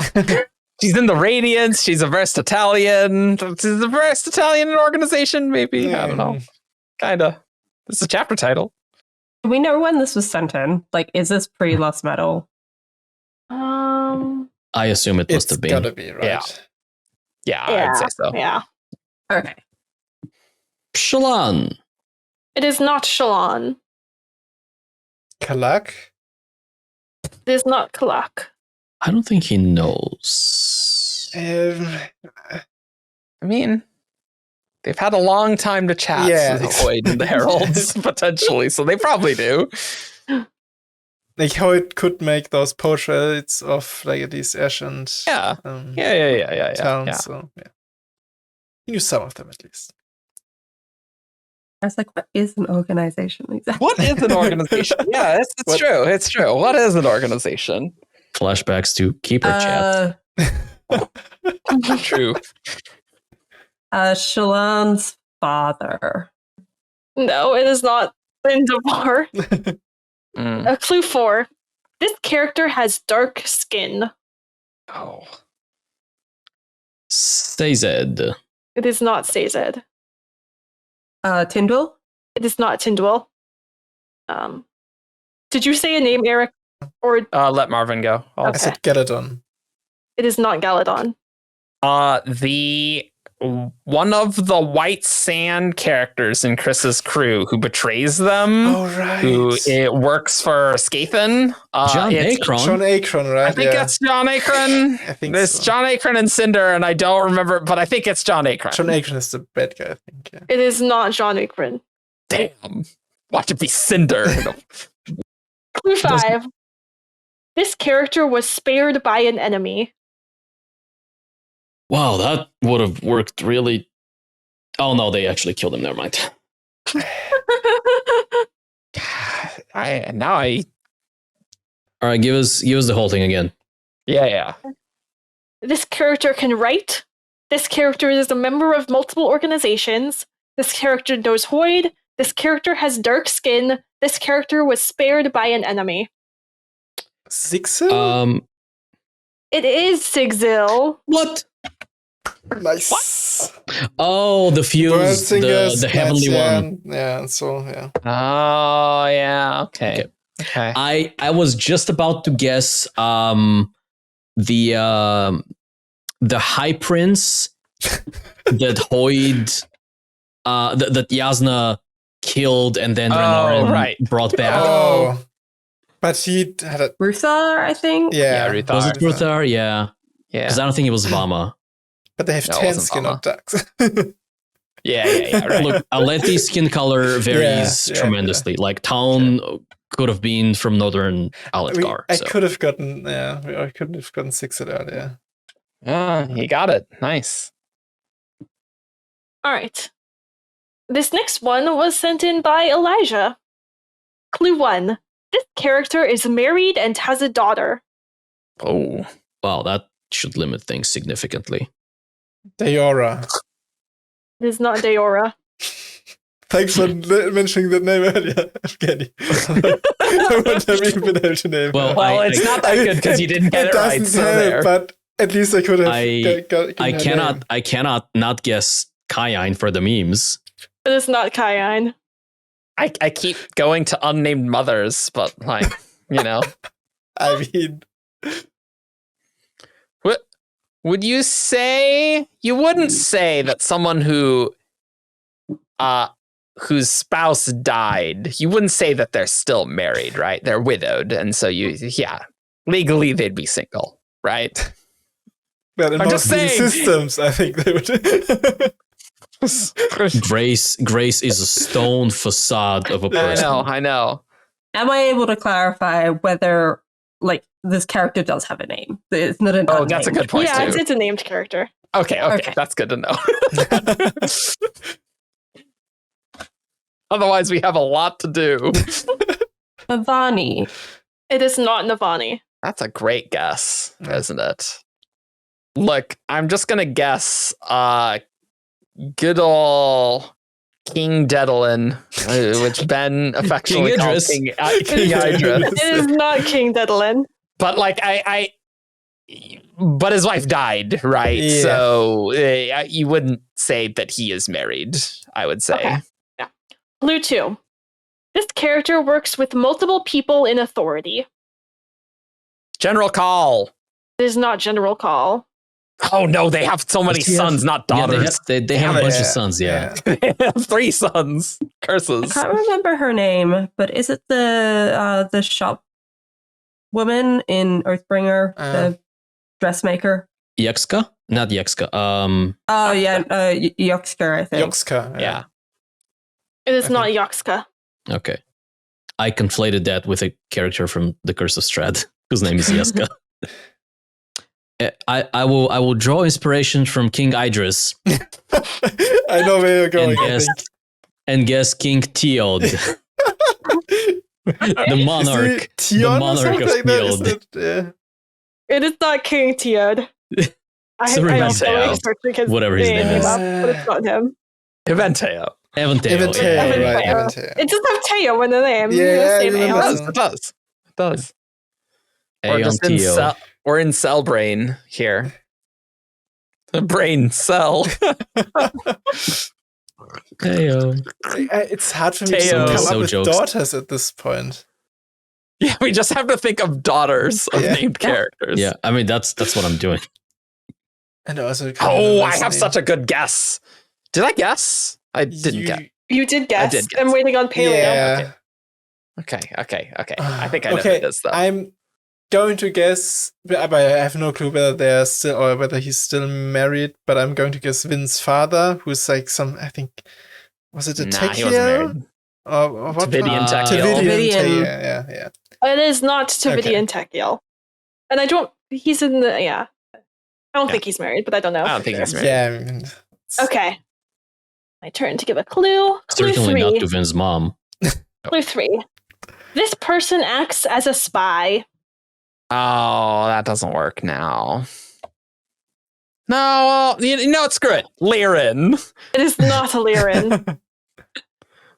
What is the spy? Wait. You know, he kind of does. Does Yeah. Lirin have a daughter? Oh, I was just like kids. Yeah. Oh yeah, no, Yeah. it's all sons again. No. Oh god. I'm going to guess Raoden. I don't remember whether their kid is a girl or a boy, but It is not Raoden. How does he act as a spy? yeah, it's a stretch, but like I don't know, he acts, he tries to hide. That's acting as a spy. Spies with daughters who are married. This is what Venn diagram is this? Like, That's good God. extremely specific and also extremely obscure. Yeah. I will guess Karate. It is not Karate. She wasn't a spy either. Yeah, but I couldn't think of anyone else who has a daughter. Who's married? Who's also married? Yeah. Happily, well, doesn't need to be happily married, just married. But I mean, the daughter doesn't even have to be, with the person they're married to, technically. Yeah, but that doesn't help things. Yeah, Brandon doesn't write a lot of, affair babies, I guess. it's true. I'm gonna pass. All right. Clue 4. This character puts their duties first. Jezrien. Not Jezrien. Who is he married to? Ash's mother. Presumably Ash's mother has been dead a long time. And we don't know if they ever were married, so. It's true. Look. I would rather guess something that doesn't fully make sense and end my misery. Same. Yeah. Because this is a very, very difficult. What's it? Tindwell. It is not Tindwell. I'm gonna pass. Okay. I'd have to pass too. I've no idea whatsoever. I don't know. Okay. Totally drawing blanks. Clue 5. This character makes a choice that they consider heretical in order to help the main character. Oh boy. Who's married and has a daughter? And is not Navani. And it's not Evgeni. I'm too hungry to think. It's ice. It is the ice. That one's a white sand one. You guys just John Akron for the last question, but you didn't get the ice. I really like both of these. They're like good, important characters, but like the things are specific, and I don't know. White These sand are both I characters thought really good. ever important. Apart from Chris. Right. Our white sand characters. Chris's. Chris's. Chris. Everyone else. But Kenton, you know. Ice is very important to the plot of White Sand. That's true. Yeah, that is true, yeah. All right, and I'm going to do the priority queue. For just $10 a month, you can get your name at the end of videos and be a herald and occasionally submit things to our priority queue, which we will read in less than a year, probably. Also makes you more handsome, beautiful, and intelligent. That's true. Only the occasional torture. And might drive you mad. Because you're Herald. Yeah. So, you know, you got to spend some time on Brace, but, you know, you'll be fine. That's only after a few thousand years. It's fine. Yeah. You'll be fine. You'll be fine. This one is sent by Psycho. Clue 1. This character has strong ties to a noble family. Which doesn't narrow it down at all. Vin. Define strong and define noble. You would say noble as in nobility. Like you would be definitely nobility. How about that? We've come a few circle, by the way, because at the start of the episode, which may be cut content, so exclusive preview or review, we talked about like names and etymology. And my name, Evgeni, comes from a Greek word that I don't remember at the moment, which means noble in the context of like well-born. So like in the context of nobility, not like of like chivalry. Yeah. Lords and ladies. Eugenos, like high birth or something like that, maybe? Yeah. I think is... Yeah, high birth. Yep. I'm gonna guess Gliss. It's not Gliss. I like it. Yeligna. You know, spread have ties, I feel like. So yes, absolutely. And that's why I'm guessing Yeligna. Yes. It's not Yelignar, okay. Gliss is certainly connected to a noble family. Yeah. Mm-hmm. I never actually found it when we were talking earlier about name etymologies, but I just did, so I'm just gonna like randomly jump in and go off what Argent just said because I've always found this funny. Like the meaning of my maiden name was like a wealthy Scottish bell ringer who likes to wake up the inn patrons, and I always found that hilarious. Very specific. Yeah, well, the thing is that there's multiple meanings depending on like which like culture you're looking in. So I just like smushed a bunch together because it sounded really funny. So I wanted to share that. Nice. I'm gonna go with Queen Savvy, Taravangian's daughter. Oh, no, it's not them. Granddaughter. She has a very long name that I can't pronounce, and I don't remember the shortening of it. Starts with S. Yeah. Savrildaheim, I think. Savri. something Yeah, like I think it's Savri. Yeah, it is Savri. That's the short. But I think I'm waiting for you, Evgeni. No, I guess Vin. Oh, okay. Clue 2. This character can levitate / fly. Still. It's not Syl. The Lopen. It's not the Lopen. Yeah, I want to say Kaladin, because he does have a connection to the nobility, but it's not a strong connection, but I'm going to go with Kaladin. It's not Kaladin. I think Kaladin applies. He has a strong tie to Dalinar. I think that applies. Oh yeah, I guess he was adopted by Dalinar. Yeah. I'm thinking blood ties to nobility though. Yeah. Eshi or Eshi or however you pronounce it. The Sion.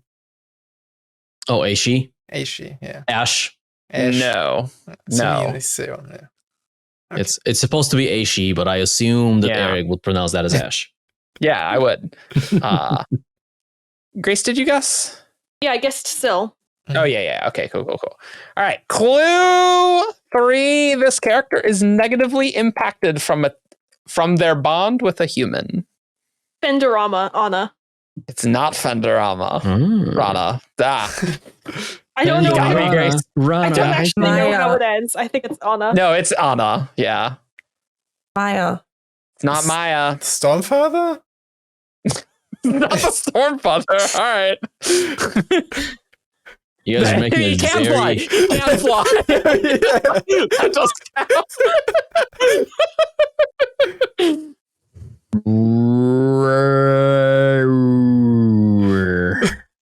Oh, that character. Oh, yes. He's started with it starts with an R. And I'll get there eventually, maybe. I changed my mind. Yeah. Raboniel. It's not Raboniel. Clue 4. She can't levitate. Yeah. Yeah, no. Clue 4. This character is not from Roshar. Yeah. Rayoden's Sion, whose name I don't remember. It is Rayoden Sion. I was like, you got a Sion. Oh, it's Ayin. Of but course not it's the right Ayin. one. Ayin, right, yeah. I was Marvin, sitting there thinking, do any kings have AVRs? Or any noble families have AVRs? Kingmaker. Oh. No, Marvin has a history of guessing the wrong non-human character. I guess the right horse and not you. I was on the right track, and that connection to nobility meant magical. Yeah, absolutely. Thanks for that. That's why I guess. Yeah. I do like clue 5 though. This character's name was the first spoken by someone in the Cosmere publication-wise. Because Raiden wakes up and he's asking for his Seon. Oh. That's a cool clue that I would not have remembered. That's a cool trivia point to put onto the Coppermine page. Yeah, that is a pretty cool trivia point. Well, thank you for that, Psycho. All right, well, I hope you enjoyed this episode, which was a lot, and there's still a lot more to come. You can find us on 70chart.com for all your news, discussion, theories, and fun that you could ever want. We have a great Discord server. It's got a lot of people. All the fun that you could ever want. You can find us on Facebook, Twitter, SoundCloud, YouTube. You can support us on Patreon for as little as $1. And, comment below about the Ghost Bloods. Yep, that's my call to action. That's very specific. Tell us your Ghost Blood code name. Ooh, nice. Ooh. What is your Ghost Blood code name? You're very good at that, Evgeni. Me, I'm just tired and hungry at the end of this. So I am. That's because I am a social media slut. Okay. On that note, I'll see you all next time. Bye. Bye. Bye. Peace.